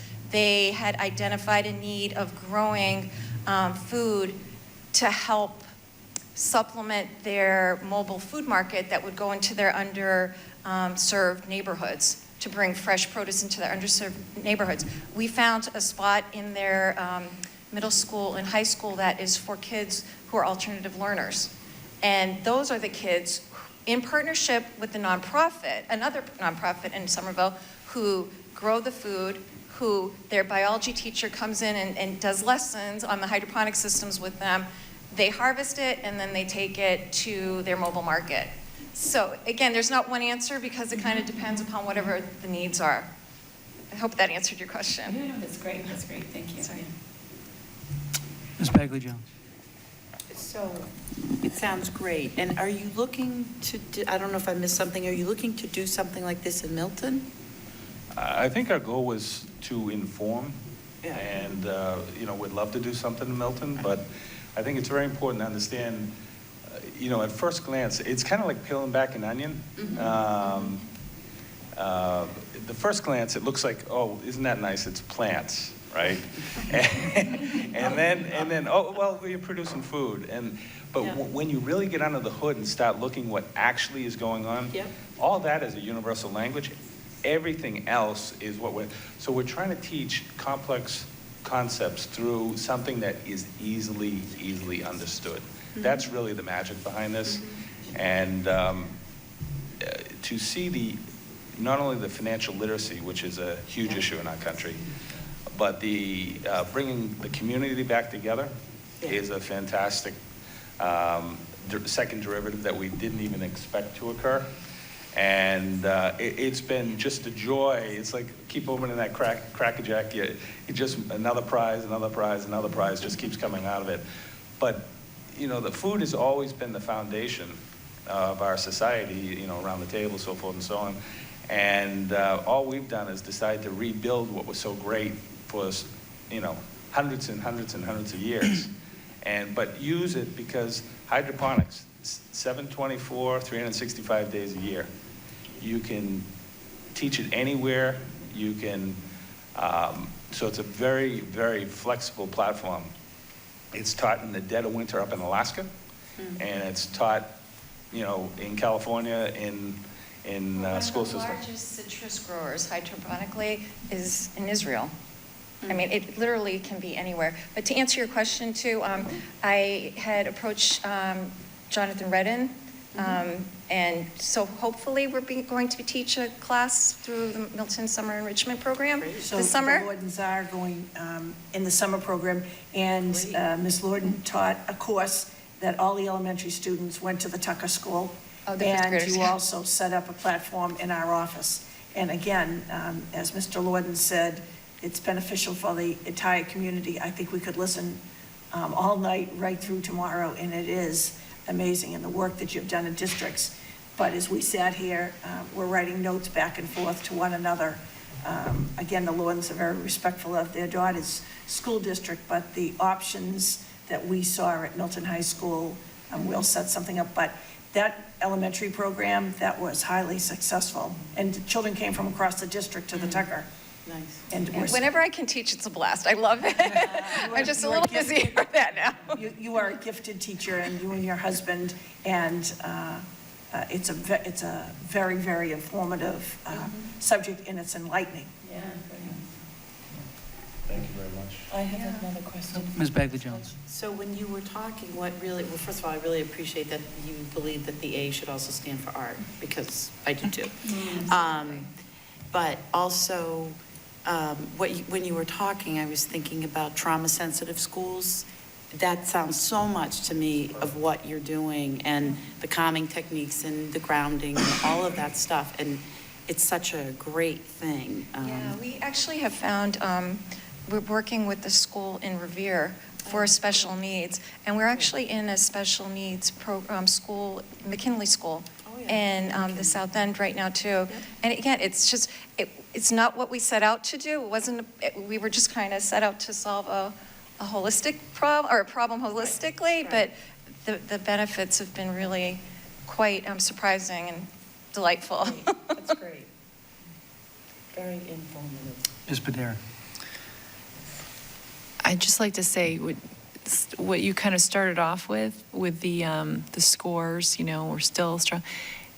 That doesn't seem to me as big of a problem as one of the things you kind of ended with, which is this pursuit of science and math and degrees in that. And I think the more examples like this that we give of what you can do with those things, it's not just science, it's not just math, because I think that even with all the technology that our kids are flooded with, you know, back in the day, I would talk to some of the people I worked with at MIT, and I'm like, how did you get into this?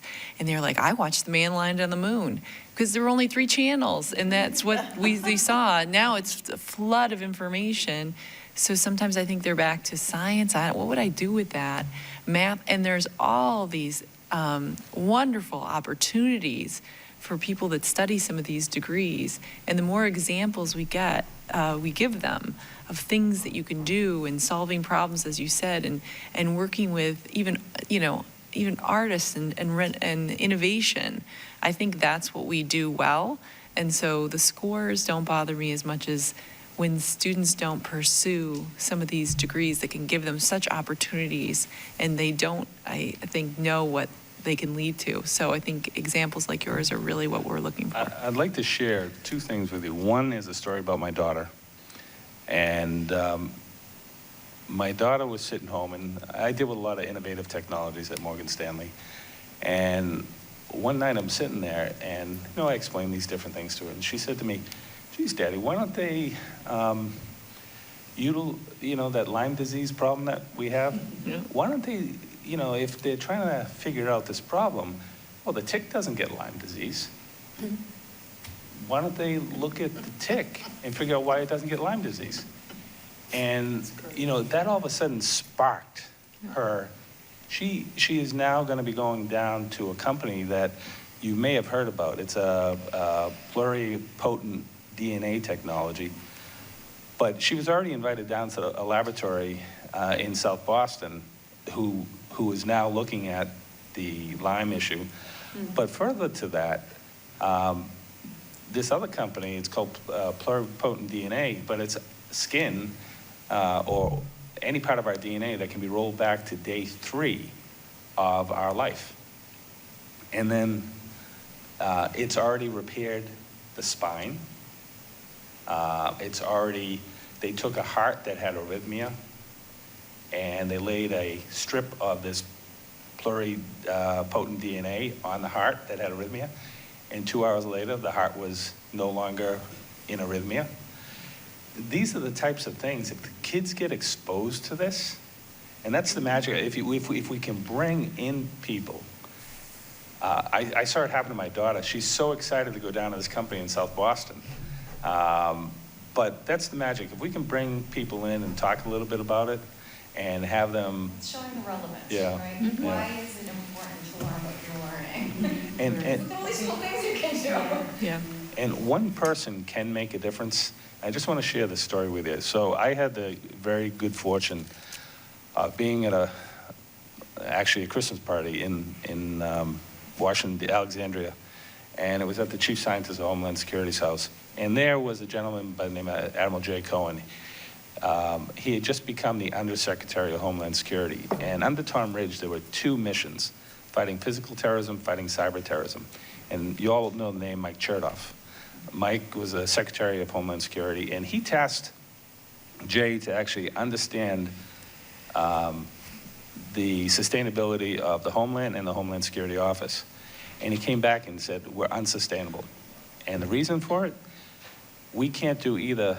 We cannot fight cyber terrorism and we cannot fight physical terrorism without having STEM students.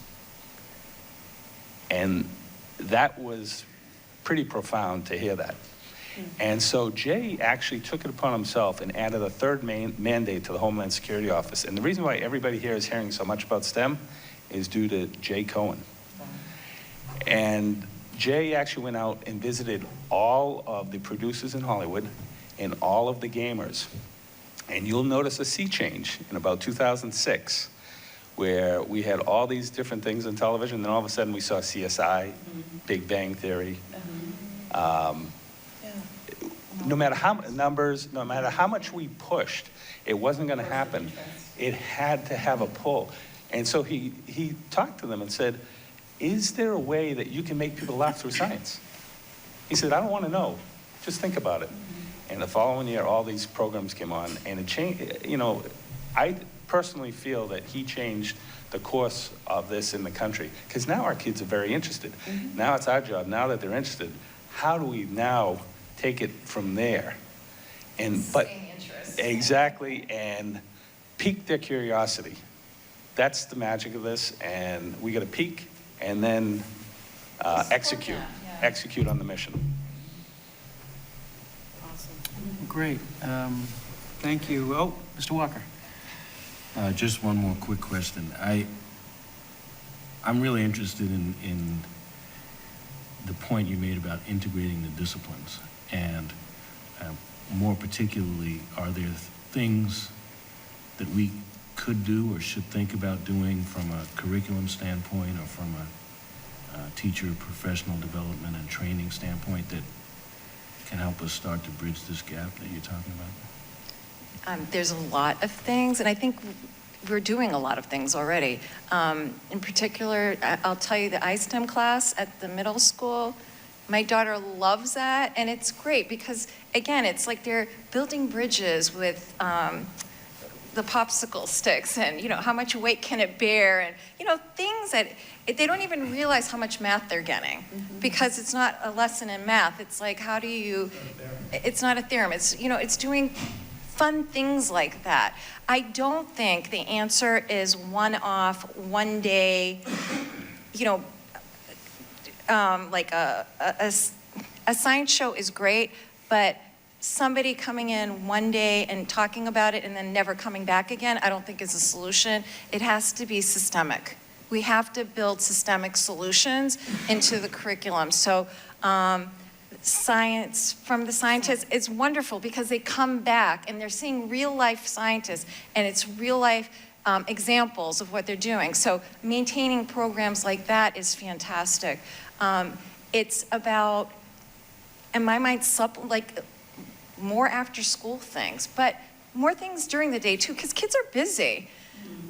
And I am so guilty of that. So, those are just a few quick examples, and I feel badly because we're taking a lot of your time. But Maybe I can close out some of the things that we've seen. 3D printers, right? You can have some kids actually utilizing 3D printers to actually build hydroponic systems. You can actually then take those 3D printers, those hydroponic systems, and then teach all sorts of fun things, flow rates, if the flow rate is too much, guess what? Your hydroponic system is gonna overflow and you're gonna have to clean it up. So they start learning all these interesting concepts through it, but you also have, let them look around.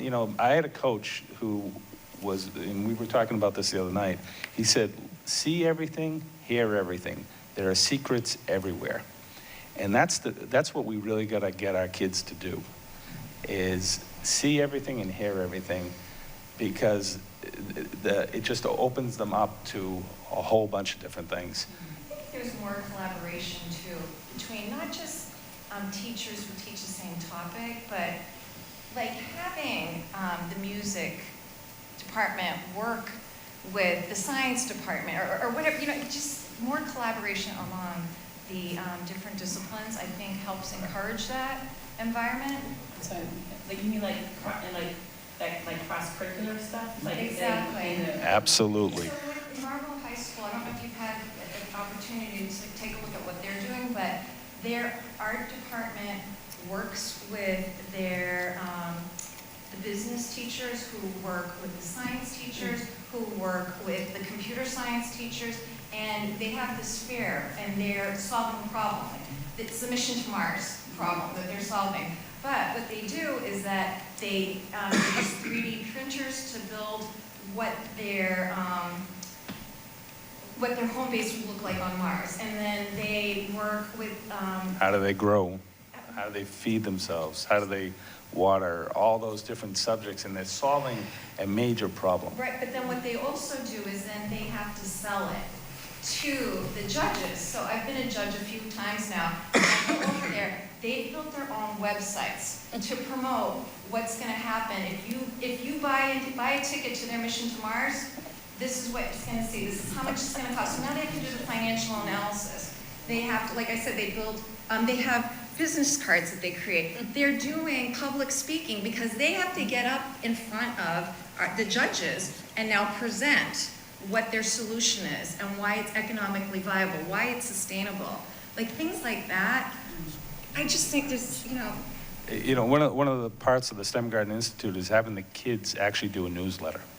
Right. And so you have an audio, visual that they have to have talking about what's going on. And that, for people who, it's combining the arts, right, with something that is STEM. And so it's fully integrated, and it seems seamless to them. Oh, well, I want to do this part of that or that part of that. It's not sliced up and packaged separately. Well, I want to thank both of you, Jerry and Janet, for enlightening us and illuminating these things for us and sparking ideas and discussion, and I'm sure the discussion will continue. And I also thank you for allowing me to check off one of the items on my chair of the school committee bucket list. So thank you very much. Thank you for your time. Appreciate it. Thank you so much. Thank you.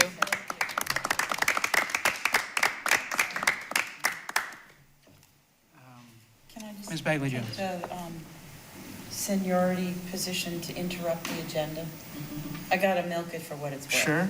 So, in addition to the marching band, we wanted to acknowledge the two of you, even though I think the marching band kind of beat us out. But we wanted to wait till Mr. Walker was able to lead us up. We had a marching Yeah, band. you missed the marching band. I think it was for me, honestly. You know how much I feel about the march. I mean, Go the home pep and band watch is it kind on of my TV. thing, you have to They were admit. fabulous. But we wanted to wait for Mr. Walker or Dr. Walker, remember, to come back at his insistence. So, but we just wanted to take a few minutes to just say what we all think about the two of you. So bear with me. And, you know, I get to milk this senior person thing, I don't know, but. You're going to be in charge of the next meeting. Yeah, there you go. 2 minutes. So it's, and I have notes on all these pieces of paper. Okay, so the two of you have brought so much to the school committee, but I'll start with the chair, is just, you know, Mike, you have such a calm demeanor. You know, every interaction that I've had or I've witnessed you having is just from such a professional, calm demeanor that I think is really a really positive thing and helps us all coalesce. It's amazing how hard you work. I don't know how you held down a full-time job and did all this work. It's really incredible. And Becky, a lot of the same things would say, go to you. You're such a hard worker. It's so amazing the hours that, between the two of you, you've given like 3 billion hours to our schools, and that's really incredible. I think that your sense of humor has been a real addition. And we won't talk about the stall news anymore. But I really think that you both have a lot to be proud of with what you've done for the school committee, for us, but also for the schools and for the kids. And I know you're both really, now I'm going to make myself cry. You're both really dedicated to the school system here, and that's really just, we all are, but it's really important. And then my final thing that I'm really grateful for is that didn't have to worry about the negotiations, didn't have to worry about doing them, didn't have, you know, it just all went. And that I know from other people who have done it in the past, it's a ton of work. So that's really appreciated that you guys were able to pull that off and do it really well. So I'm sure I have other things I want to say, but I know other people do too. But you both are going to be really missed, both of you. And you're going to be out there having fun while we're at the meetings. Thanks, Kristen. Ms. Verilla. So I too, I'm so sad to only be able to serve, you know, 1 year with each of you. I've known both of you before I got on here and thought, okay, well, I'll be working with them each a couple of years, but I know that you have other things to pursue professionally and personally. But I do want to thank you both for your efforts to the schools and to the town. I'll take Mike first. I know, you know, Mike, you've done your time on the Warren Committee, you've been on the site council here. I know Mary went through a bunch of that stuff. You didn't mention the Warren Committee, and the Warren Committee is tough, as Dr. Pavlicek will say. Who spent many, many years on it. And just right. all of the community time and effort and hours that you've given over the years that you've lived in this town, and hopefully will pursue more so in the future. I just want to thank you for that. I totally echo Kristen's statements on your temperament of being a calming and reasonable force, which maybe is something that I have to work on moving forward, as you know. It's not possible. It's not one of my attributes, but we all have our strengths and our weaknesses. So I can't thank you enough, and I wish you, you know, well and success in your future endeavors. And I hope that your two girls that were here tonight will enjoy their journey in the system, even though you won't be on the committee right now as my kids. And Leroy's and Kevin's are just starting, and Becky's are, but you know, that's, and Kristen's have. I mean, that's all the reasons why we started to volunteer for this district and to work hard for all the students, is that you see what's happening day to day as a parent, and I really can't thank you enough for your efforts. And you know, we'll miss you at the helm of this committee. And Ms. Padera, I too, again, am very, very sad you're leaving. I met you when I was co-chairing Invest in Milton. You were Precinct 3, girlfriend. I remember That's right. that. You were Precinct 3 captain.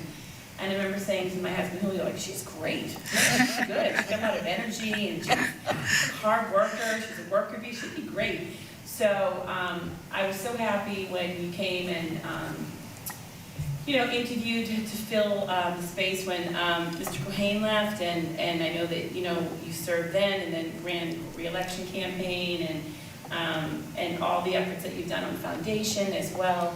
Just like I said about Mr. Zulus, you've done a lot of other things in running, helping pass overrides, which will help the entire town as a whole, and of course the schools, and your work on the foundation board and being a liaison. And I think, as we've said before, I always thought you took on too many subcommittee roles on the school committee, but I know many people in town have come up to me and they're, so sad. Why Speculity? When did that happen? Why Speculity? I've gotten a lot of that when I've been around the town lately.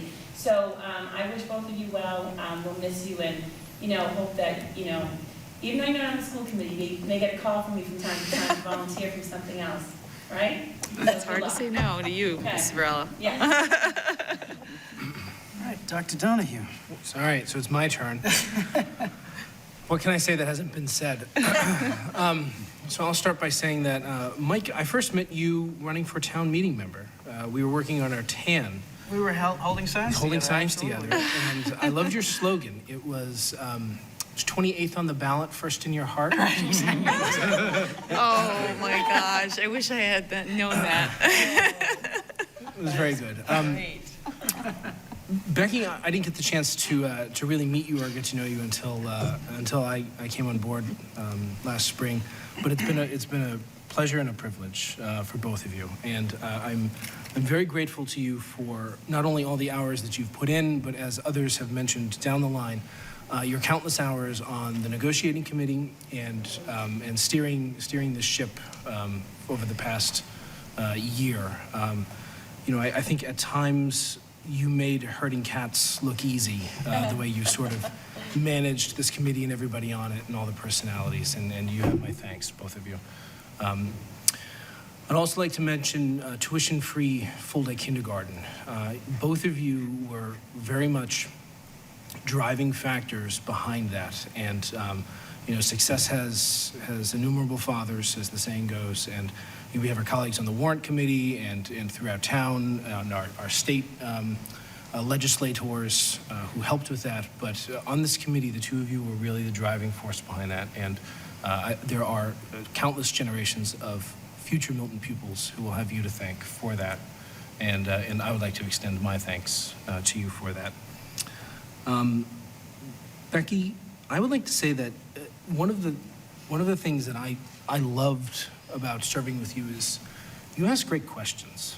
I love asking questions after you because I can build off them. And when you go after me, it's, oh, that's a great one. I wish I thought of that. And I love it. I think you have a very insightful mind, and you will be missed on this committee. The passion that you had for our athletics teams, particularly the female runners, the women's runners, was demonstrable, and quite frankly, I think that you have made an excellent role model for my daughters, and I appreciate that. So thank you very much to both of you. All right, I'll stop now. So I won't try to add too much to the list of accomplishments. Everyone else has done a good job of listing those, and they are many. But I can't do it together. I got to do you one by one. I think, Michael, we met probably on the warrant committee, and the one thing I would say to both of you at the outset is I didn't expect it to be this short. That wasn't the plan, but Second that. I'm hopeful that, and I know that I know how much each of you care about this town, so I know that you will find different ways to serve, different ways to bring your talents to bear. I was looking forward to probably another 3 years, but we'll try to press on without you. But we started on the warrant committee. I remember when you came to me and said, I'm thinking about running for school committee, what do you think? And I said, I think you'd be great. And you were, and you are. But I think, it's always the things, there's what people see publicly, but it's always the things that go on behind the scenes that are most impactful. And I've certainly benefited in my own professional life from your counsel, and clearly I think the committee has benefited, and the children and parents of Milton have benefited. So you have much to be proud of, and I hope that you'll continue to give us as much of your time as you can. Ms. Padera, I like to say that when we were taking the vote to decide to replace Mr. Cohen, that I was the deciding vote. And I'm proud of that. But I think we certainly bonded, and this is quite timely. I think we bonded when we did our round of negotiations. And Michael, I'd have to say it's a credit to you that she decided to do it again. After that one, she said, I am never doing this again. So I don't know what you said to her, what the offer was, but... I don't think he asked me any. But as people have said, I mean, so we did the bargaining. I've been up to the State House with you. I mean, they're just... You're quite a person, and it's been a pleasure, and I hope that whatever you have planned next, I can find some small way to be a part of that. So thank you.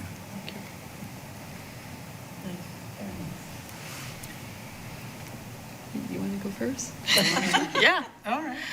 Yeah, I'm just so touched. I can't, I don't know what to say to that. So it has been, it's been my honor and pleasure and privilege to have worked with each of you over this year and in prior years, and certainly with Leroy over the last 7 years, I think it is, first on the warrant committee and then on this committee. And I have learned things from each of you, Sheila and Kristen and Becky and Leroy and Kevin and Linda Lee Sheridan and Mary Kelly before you, and all the members of the administration, including John Phelan, who would be quite weepy at this moment. He had to leave. Glenn Pavlicek, and Janet Sheehan, and certainly Mary Gormley. It's been my honor and my privilege and my pleasure, and I hope this is just a continuum of a relationship and working together and knowing one another, and because I'm not very good at goodbyes or ends. I don't particularly care for them that much, and so I don't see this as an end or a goodbye. It's just a continuum. I don't know what I'm going to do with my free time, but I'll figure it out. And I look forward to seeing you and working with you all going forward. I'd say if things go as planned, you should enjoy the free time. Yeah, it lasts. You might not have much after that. But. Yeah, I can't tell you, like, I know we always joke, like, not everything's about you, Becky, but I have to say, when that marching band came in, I'm like, Mary got the marching band for me. It was all about me. I forgot completely about I'm like, Mary knows how much Mary knows how much I love the pep band. She brought them here for me. I was beside myself. I'm like, nothing, oh my gosh, I can't even believe it. And I mean, a bench. I mean, I can't even tell you. And then all the nice things. I have to say that, it was really a pleasure working with every one of you, from, Kristen putting up with me on the Health and Wellness Committee when I'm like, no, this is a great idea. And Sheila, we've known known each other for a while, and you coming on board was fantastic last year. And I'm sorry to only be able to serve 1 year for you. And Kevin and I have had our laughs too. More than a couple. And I think, knowing that I was considering not running, and him saying, I'd kill you if you don't think of it, gave me pause for thought. So I want you to know that I did think, I don't want to Kevin really just seemed disturbed. And Mr. Walker and I had many great times on the negotiations committee, and many great laughs at my expense many times where I'm like, I don't understand why we can't do this so much faster. So I learned a lot from that, and thank you for that. It helped a lot in the next round. And then Mr. Zulis, who I had such a great time with this year, and I think we share each other's, kind of comic relief sometimes. And we both, enjoyed working with administration. And as you said, past members as well, especially Dr. Pavlicek, who anytime I ever wanted to figure out how to make a motion for something or what would happen if I did this, would sit down with me with the greatest patience to talk about what could happen and what you would do next, and fill my head with all the Robert's rules of meetings, which is not all that easy. And Linda Lee Sheridan, who really got me into this kind of work right from the get-go. And Mary Kelly, as you said, who I still think about in finance meetings and what she'd say. So, and you're right, John Phelan would be crying a lot. But Assistant Superintendent Sheehan would not. She would have her own set of that's great, you're doing a great job, but the two of them are hysterical differences, so I think that's fantastic. But I'd like to say one last thing, and just to end with this, that why we're all here is to make better schools for our community, but ultimately for our children who've been through the system or in the system. And I think it says such a great deal that all of us have had students in the system, and I know a lot of your kids and what they've done and what great people they've become or are becoming. And I think it says a great deal to our community that we're inside the system, and we strongly believe it's the best system in Milton, the best system in our area, accessible to our kids. It's the best deal going, that the Milton Public Education System, run by our current administrators, which are strong leaders, and the teachers that teach in it, it's the best system. If we didn't believe in that, we wouldn't be sending our kids and had send our kids into it. So I appreciate, working with all of you and discovering that together. So, and fighting to keep it the best system going. So thank you for everything. And as Mr. Zulis said, I don't think we're really going anywhere. We'll be around.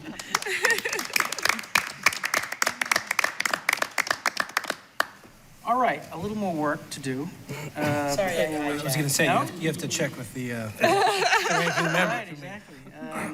The last item on my report is the non-employee security badges, which includes school committee members. We began a discussion of this at our last meeting, and the consensus view of the four of us was that at the very least, we should have that discussion with the other two members here, and so we've continued it for tonight. I will recap a couple of things that were said last time, and then anyone else can fill in. The issue was raised that for non-employees, including school committee members who have not had background checks, but who have free access to every school at any time without going through security, is a potential security risk. Second, it was pointed out that for school committee members to have badges that allow access to all schools, free access to all schools at any time, appears to be possibly at odds with our policy, which requires when going into a school, doing that through the superintendent and through the building principal. And then third, then there was a question of whether it was really all necessary, whether there was a need for it. And then the issue was also raised, we shouldn't decide this issue first without the two of you here to discuss it. And also, we shouldn't decide this issue so close to the end of our terms. Maybe it should be raised when the new people come on at the beginning of the next term. So I think that those were the discussion points that we had at the last time, and the floor is open. Anyone can jump in and add from what was last time or say anything further. So I have a motion and a recap. My motion is that we maintain the status quo. And I was actually deeply involved in this issue from the very beginning. 3 years ago, we started to talk about security in the schools, and one of the things that we wanted to make sure of was that both in terms of technology and what we called hardening the perimeter, that we were using all of the state-of-the-art methods, policies, and equipment that was available. So one of the things we did was to create what's called a double authentication access system, where the individuals that are responsible for controlling access to the schools had two chances to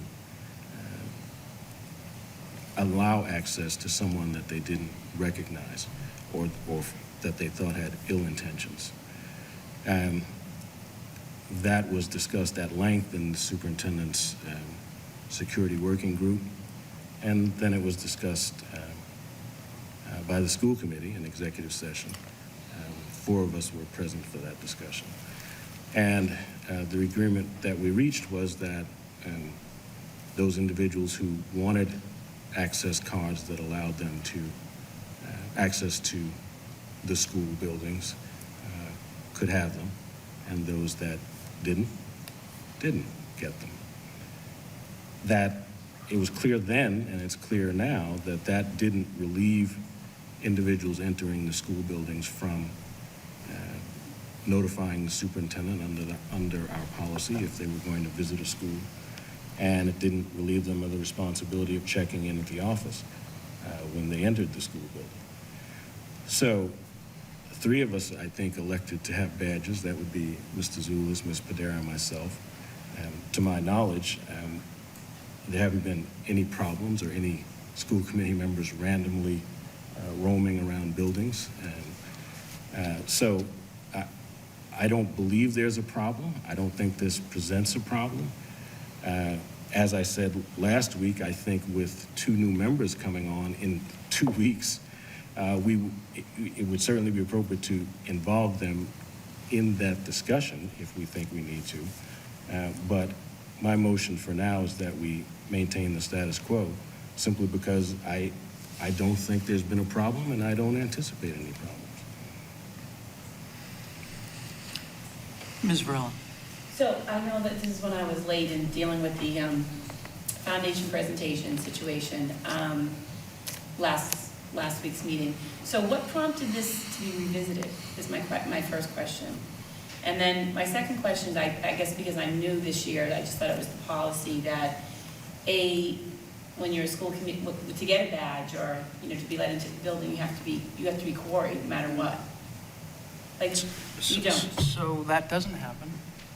Yeah, but if you're, I thought that if you were an adult, so maybe Mr. Walker or Chairman Zulus, that if you were an adult and you're going to be in the building for anything, as far as, I don't know, is it just in the classroom? No, after school, sorry. Right, but I mean, you can go into the school now and enter into a classroom or assist or run a cultural or whatever in the schools unless you're quarried. Because everyone, you gotta turn in your license, and they gotta make sure you're clean, right? That's right. So how does that differ? Why is that not, how does that differ? That doesn't happen when you're on the school committee and you're getting a badge? It doesn't. Really? Okay. It doesn't. So it's just that automatically, so my other question is then, other than a school committee, who else can follow into that category of a non-employee that would get a badge? Well, I don't know if currently there are any. There aren't any. There have been inquiries made. Yeah. About other volunteers. Because the policy that we agreed on was that no non-employees other than school committee members would have badges, and they don't. But if people need, no one ever raised the Corey issue, but if people need to have a Corey, Yeah, I mean, then that's fine. yeah, I mean, I agree that I think it's good to have them, and this is why for the home viewing artists, because we're here a lot, and sometimes people like Sheila Ganvarella like leave her cell phone in a room, and I have to drive all the way to Lyman Road and have to come back, and I have a badge, and I can go in, and then I can go to the custodian, or I have to drop something off at Central, or I have to have a quick meeting. You know, during the working school hours, I always still sign in and sign out. It's a convenience factor that I feel, and I mean, I have no objection if a quarry issue comes into play, if that would be a mandate. Either way, I wouldn't fight it. I wouldn't think that it's wrongful to make that a requirement, but I definitely think that we need them. So Ms. Padera and then Dr. Donahue. Yeah, I think that part of the issue I have is that, well, first of all, I don't remember us, we talked about security, but I don't remember actually voting on any kind of policy on us, you know, what volunteers would have and what wouldn't. It's not the issue that, because I think we have to think of things long-term and bigger picture, and even if there hasn't been a problem so far, that doesn't mean that this situation doesn't create the potential for a problem. And, you know, as it is, a lot of school committee members have students in the schools, and certainly we don't, I don't think we need open access to all schools. There's just, without an appointment, we're not supposed to be there anyway. We go in for an appointment, we check into the office. It's certainly convenient to fly in, but is that enough of a reason to issue badges to school committee volunteers? And we can, PTO presidents, people like that can make the same issue. Well, we're just there a lot, so maybe we could get a badge for this school. It does open up this new issue where employees are supervised by someone right within the schools, and they're fingerprinted as well as quarried. So I just think that until it's been revisited, that maybe the process should be that we don't have badges right now, and it can be revisited and looked at by the superintendent and her security team. They might have looked at it, but did we look at it in depth? Because I don't think we really, other than a few discussions, we never really instituted a policy. And maybe that needs to be looked at in terms of how you want to do it and what those safeguards would be. Maybe, you know, what schools do we really they really need access to, and do they need access to? Because what's the reasoning behind not having to check in the office? You can certainly say, well, there's that availability to check into the office, but does everybody do that? And they don't have to, right? And so you can say, well, there's been no problems, people can ask to check in, things like that. But there's certainly the potential for abuse of going into schools unannounced and not supervised, and popping in on, you know, teachers without notice or principals without notice, things like that. So if there's potential for abuse, maybe we should look at how to safeguard that. And that hasn't, I think that needs to be re-looked at and voted on as a board. So maybe not now, but certainly until that has looked at, I think it, you know, should be looked at. Dr. Donahue. So I'm going to, I'll start by formally seconding Member Walker's motion. A lot of very good points have been brought up, and the word I keep hearing over and over and over is policy, and I might suggest that if we're considering keeping the status quo, maybe we should refer the matter to the policy subcommittee and take it up there in short order. Not that we don't have work, but we can make time for this. This is certainly a critical issue. I see the point. There's definitely a potential for abuse. You know, there are all sorts of scenarios that I could play out that I don't want to verbally, but there are merits on both sides of the conversation, and it's definitely a conversation that we should have. Ms. Bagley-Jones. So I don't have a badge. I never got a badge. One more thing for me to keep track of, since I have other badges for other places. Seriously. Enough badges for me. But I never got one because of having spent all my career in schools. You don't go anywhere that the principal doesn't tell you that you can go. And, you know, it's just part of my culture, my work culture, that the principal or the superintendent, they're in charge, you do what they say. So for me, it was just like, I don't need a badge. I don't want the responsibility of a badge, quite frankly. And also, I remember when it came up, but we didn't have a real long discussion about it. The whole Corey thing has to happen. And I'm not making any inference about anybody, past or present, but given the work that I do with kids, I've seen way too many things happen that we would never have expected.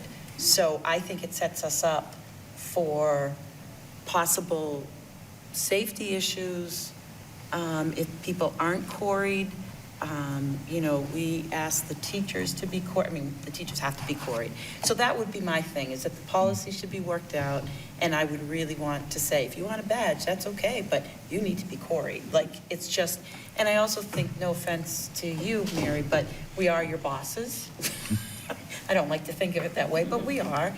And so in schools, there's always a buffer between the principal, the teacher, you know what I mean? Like, the principal's in charge and you respect that. Well, we respect Mr. Jett, but you are in charge.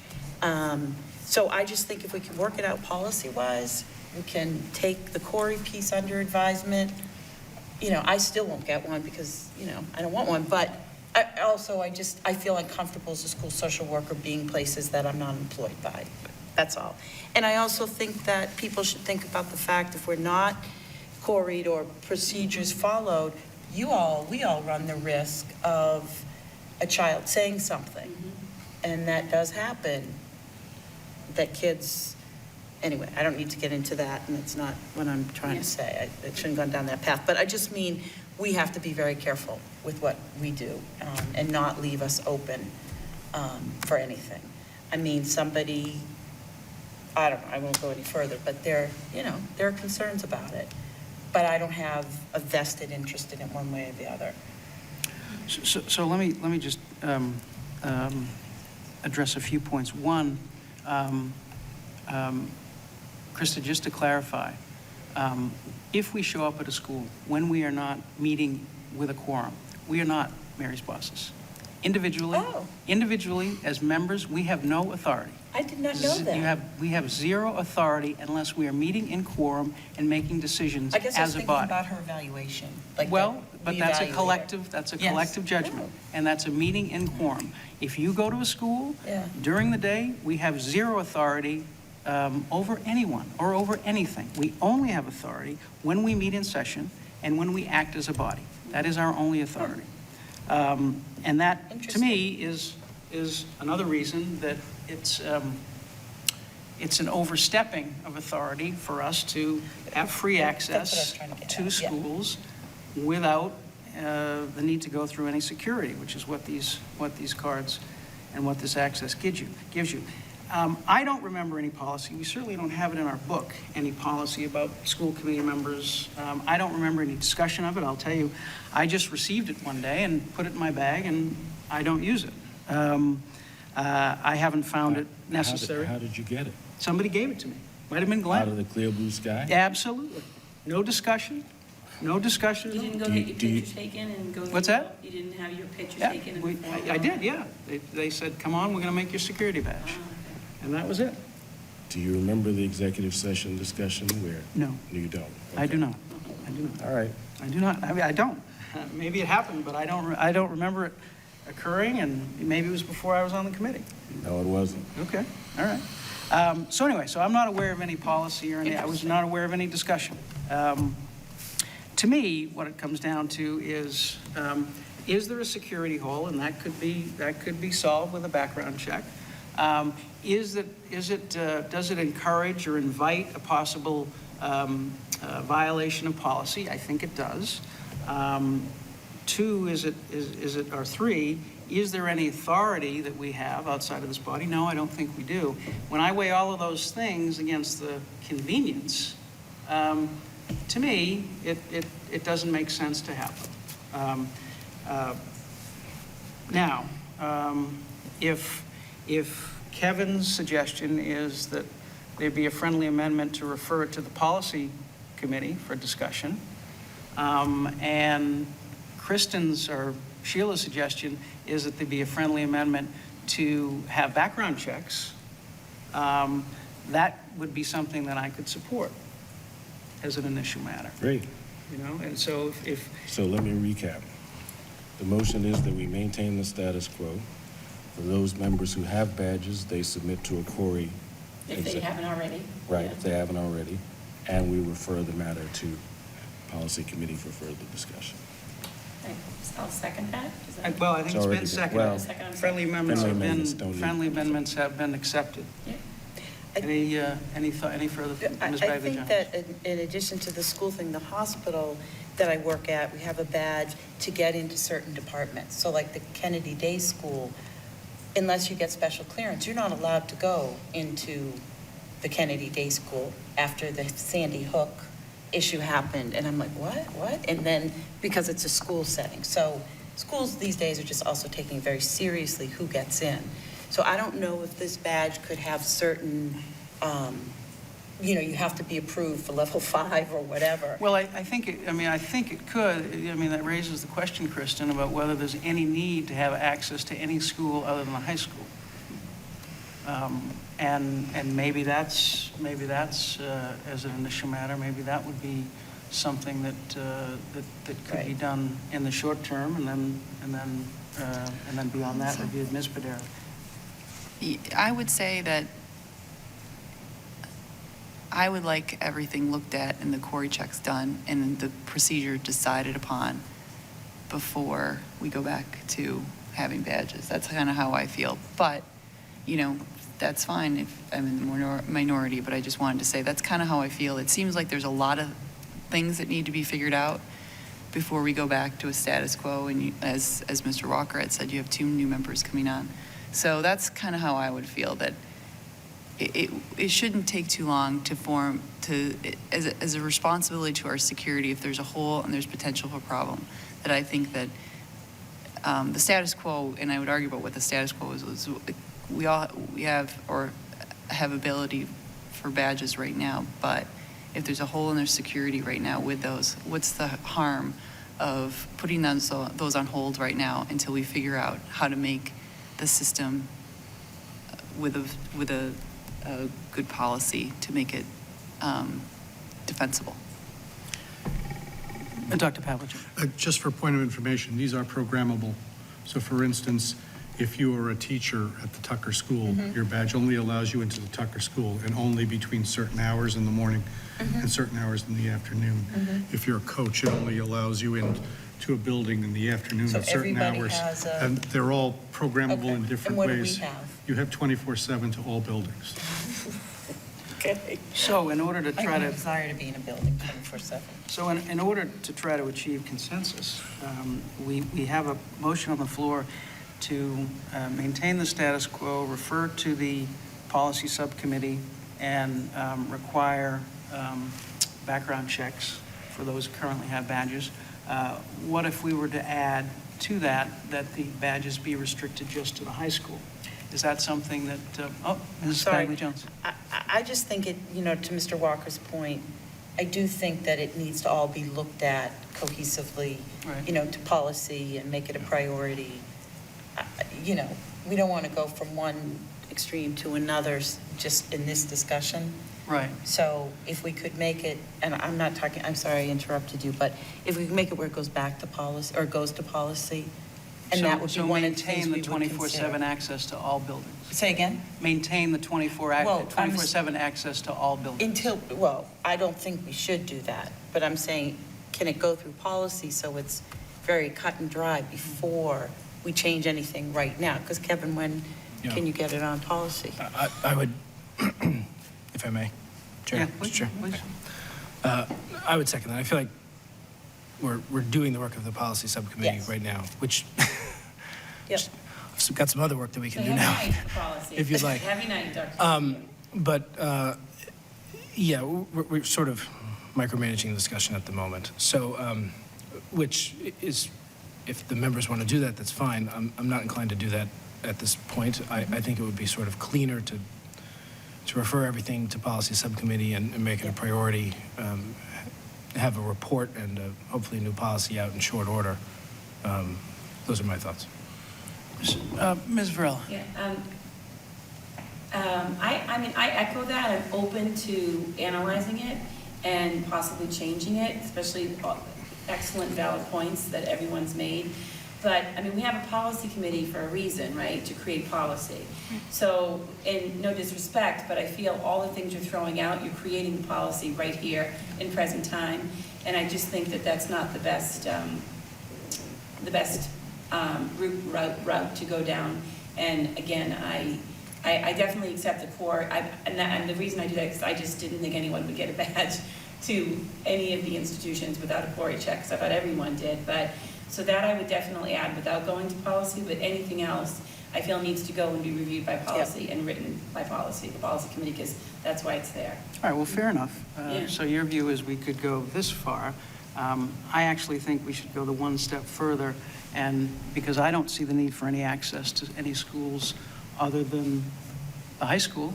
No one has articulated that need unless it would be. So I'd offer a friendly amendment to, in addition to the other previous two amendments, to restrict access to the badges just to the high school, because I think that's appropriate, and I don't think it would change anything in substance for anyone. I think that really is the status quo.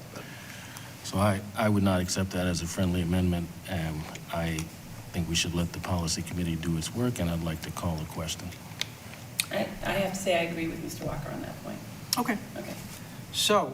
Here's the thing, not that I disagree with your statement, I just don't want to make that many changes without it going to the policy committee, because it should be created, even at the end, if that's the ultimate recommendation of the policy committee, I want to follow the best practices of what we need to execute. So I hope you're respectful of that. It's not like I totally disagree, it's just that I don't think all that should be made here tonight in present time. It should go through policy. Everything is respectful. Yeah. We all respect That's all each I'm other's, saying. everyone That's has all I'm saying, an opinion and a perspective, and we all respect each other's opinions. So the motion that has been made and seconded is to maintain the status quo, to refer the matter to policy subcommittee, and to require the background checks for those who maintain security badges. That's the motion. Motion's been made and seconded. Any further discussion? All those in favor? All those opposed? Motion carries. All right, on to Finance Subcommittee report. And Mr. Chair, if your offer of a drink after this is still open, I'd like to move through the rest of the agenda with all due speed. The offer is open, and I'm excited to move. Are you clear that you're going to be buying the first round? I'm quite clear. Okay. Quite clear on that All point. right. So here we are, the fiscal 17 budget. We are working on a town meeting presentation for, as we always do for the budget. The plan is initially to review that in Finance Subcommittee and then circulate it to all members of the school committee for comment and edits. We expect to have that ready by the end of the week. Oh, wow. Well, our Finance Subcommittee won't be, yes, we'll have to do that because Finance Subcommittee won't be on the holiday. Right. And so we go to the next Monday, and that's getting close. Then when is town meeting? May 2nd. The Monday after that. May 2nd. So if we got it out to you, and then Finance Subcommittee a week from Monday, and then that next week we circulate it among the school committee members? Yes. Yeah. So Monday, I think that's the 27th, 25th. Yeah, good. And approval of vendor warrants. Do we have a vendor warrant? We may have several of them. I understand we didn't do them at That's the last correct. meeting. We deferred one. Correct. We deferred one. Deferred one? Well, yeah, your replacements Did were everything right at that last meeting. a little bit, That's right, you deferred the work. Went very smoothly. So you did one at the last meeting, but you deferred the second. Correct. Yes. Okay, so I have three items tonight. Vendor warrant number 41, the one you deferred April 7th, in the amount of $471,852.95. You want them all? You want Yeah, them? I do. I want them all.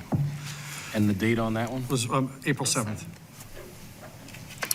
Vendor warrant number 42 is April 14th, and that's in the amount of $304,799.88. I have that one here for signature tonight. I still need some signatures on it.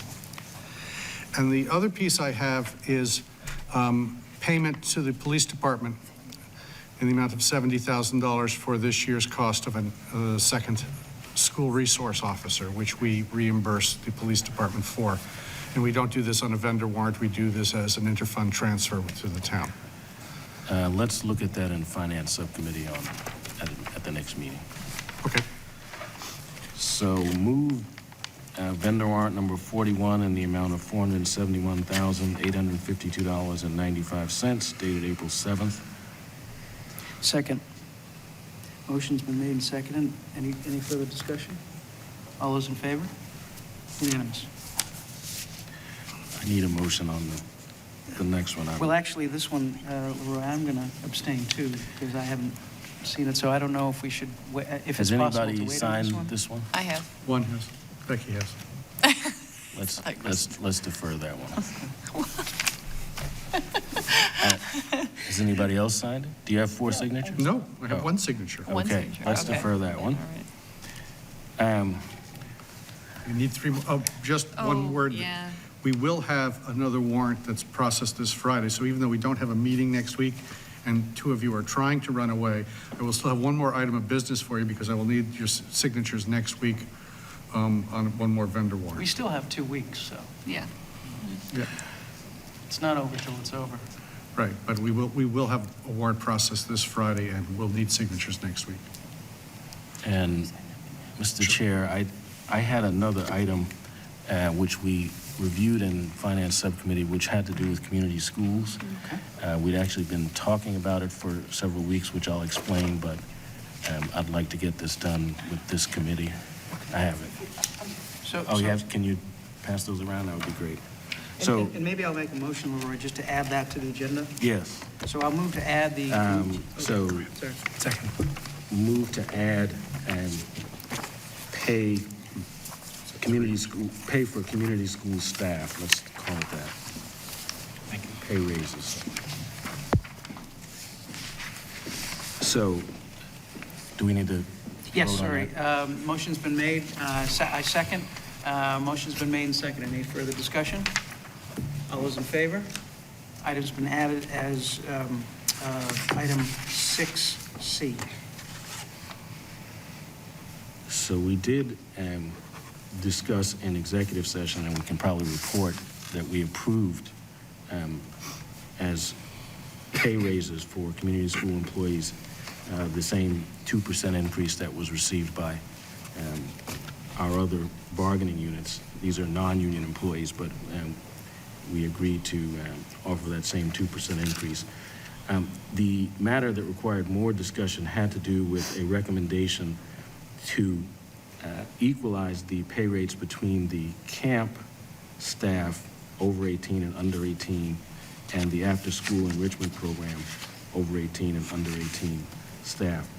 And initially, drawing on my professional experience, the recommendation was made, but there wasn't sufficient information to evaluate whether, from a classification standpoint or a pay equity standpoint, whether the recommendation was warranted.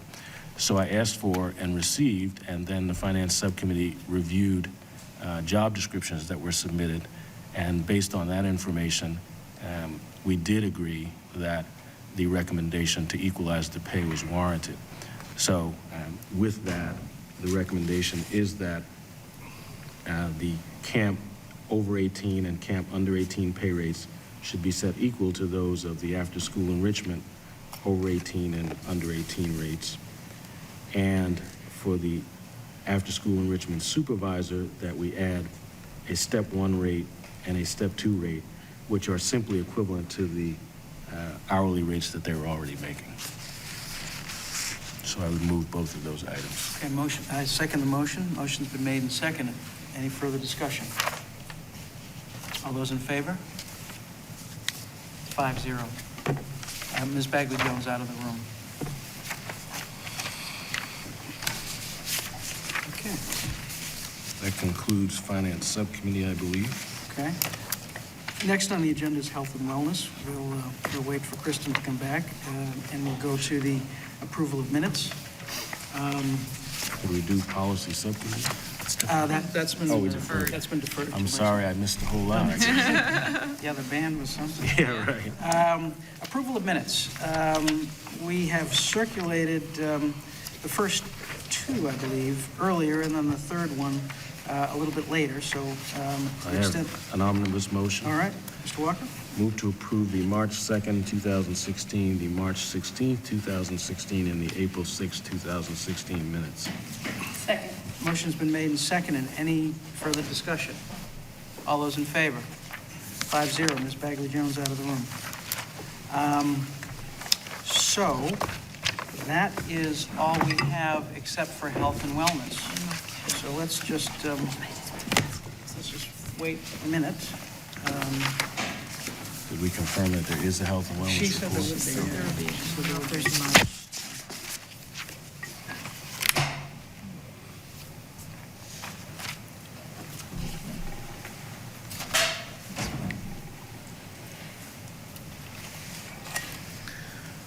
I wonder if our chairs are next to each other. Do you think? I don't know. I'm going to go down and look at mine for the rugby game this weekend. Oh, wow. That's something. Yeah. A lot to carry on. So has there been consideration of places of honor for the silhouettes? Yeah, I have to say, I don't know how they got away with this without one of my kids telling me, because I had no idea that they did these. Honestly. They're not really, my kids aren't good secret keepers. No, that's okay. Yes? Yes. Health and wellness is the last I thought substantive... policy subcommittee. No, we canceled that, No, remember? it's all done. Oh, There was a confusing restructuring of the Thank you. minutes. It I was. think, Thank you you. know, B to A and B, D and C, Yep. and then the band came in. Mike wanted to go out in style. All right, and so, wellness, health and wellness, 1 minute. We're coming to the end of a very intense year about rolling out of the youth risk behavior surveillance. It's late, Yeah, that one. Out, and a lot of good work has come out of that, and the Milton Substance Abuse Coalition has really partnered well with the school. Save the date in October, which we don't have yet, but it's in October, where we're going to have a really great forum co-sponsored with the Milton Coalition. One of them is a parental room that's called Hidden in Plain Sight, and they come in for free and they set up a teenager's bedroom, and the parents have to go and find all the places that you can hide things in the room. So we'll talk more about it, but we have a really good thing with that. I know Mr. Jett's been really involved in that, and I'm trying to be involved with the activities. We need to finish up the year with planning out our next steps, because the Youth Risk Behavior Survey was a lot to get done, and a lot of work done by a lot of different people. I have a great story to tell you guys. I was just talking to a friend whose son is in the high school, and she said, I got to tell you that this thing happened where I was talking to my son about, I thought he had some anxiety and he didn't want to talk about it. He didn't want to go to my friend, Mr. Garino, but, he was talking to his mom about it. And then she said, how do you know all this about the mental health topic? And he said, in health, I had to do a self-directed research study, so I chose mental health. So I just thought how great that was at the health classes, that a kid who clearly has some of those issues was able to go and research what he thought his issue was and how wonderful that was. And then the other thing, the last thing was, how you had all told me I could go and be on the SEL, the Social Emotional Learning Committee? Well, when I did the GPS one night from work and I was going right from Brighton, told me it was an hour and 40 minutes and it was a rainstorm, so I did not go. I would like to still go. They told me they'd keep in touch with me, but when I saw 140 minutes, you know what I mean? And yeah, an hour and 40 minutes to and from, I thought, not on a weeknight. So, but I do think that will be a big area that we'll keep pushing in. Becky, Mary, Janet, you have anything to add? That was quick. Excellent. Can I ask just one question? Ms. Vrill. With regards to the survey, and I know that the high school site council presented at the last meeting, so will the survey results from the parents be the next step that now you have the student surveys, you're doing the focus groups in the schools. Oh, and two different then- things.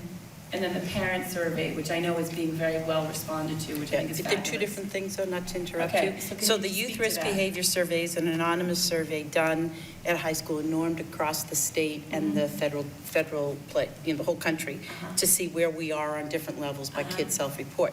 The parent survey, that's coming from the Milton Coalition with Mary's permission and work to get those things done. So they're two separate things, but we're sort of working together like this. I guess that my question is, like, going to take the intel? Yeah. Yeah. So I think, to the point, the coalition has identified Milton residents who teach at Boston universities and colleges, and they are working with them and through their budget to gather all that data, and they will issue a report, as they will on the focus groups that they did at the Milton High School and Pierce School.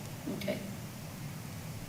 So we'll get more out there, and they'll get more out there, but it's a real good example of a partnership that has spoken to a lot of concerns. And so from I guess my question is then, from the report, would the health and wellness committee then be, analyzing and recommending next steps of, what could we do in the school system based on the analysis and the intel that you've received from all these levels of, Well, I know Mr. Jett met with, I told you it would be brief, sorry, met with the teachers and shared the results of the youth risk behavior survey that the kids said.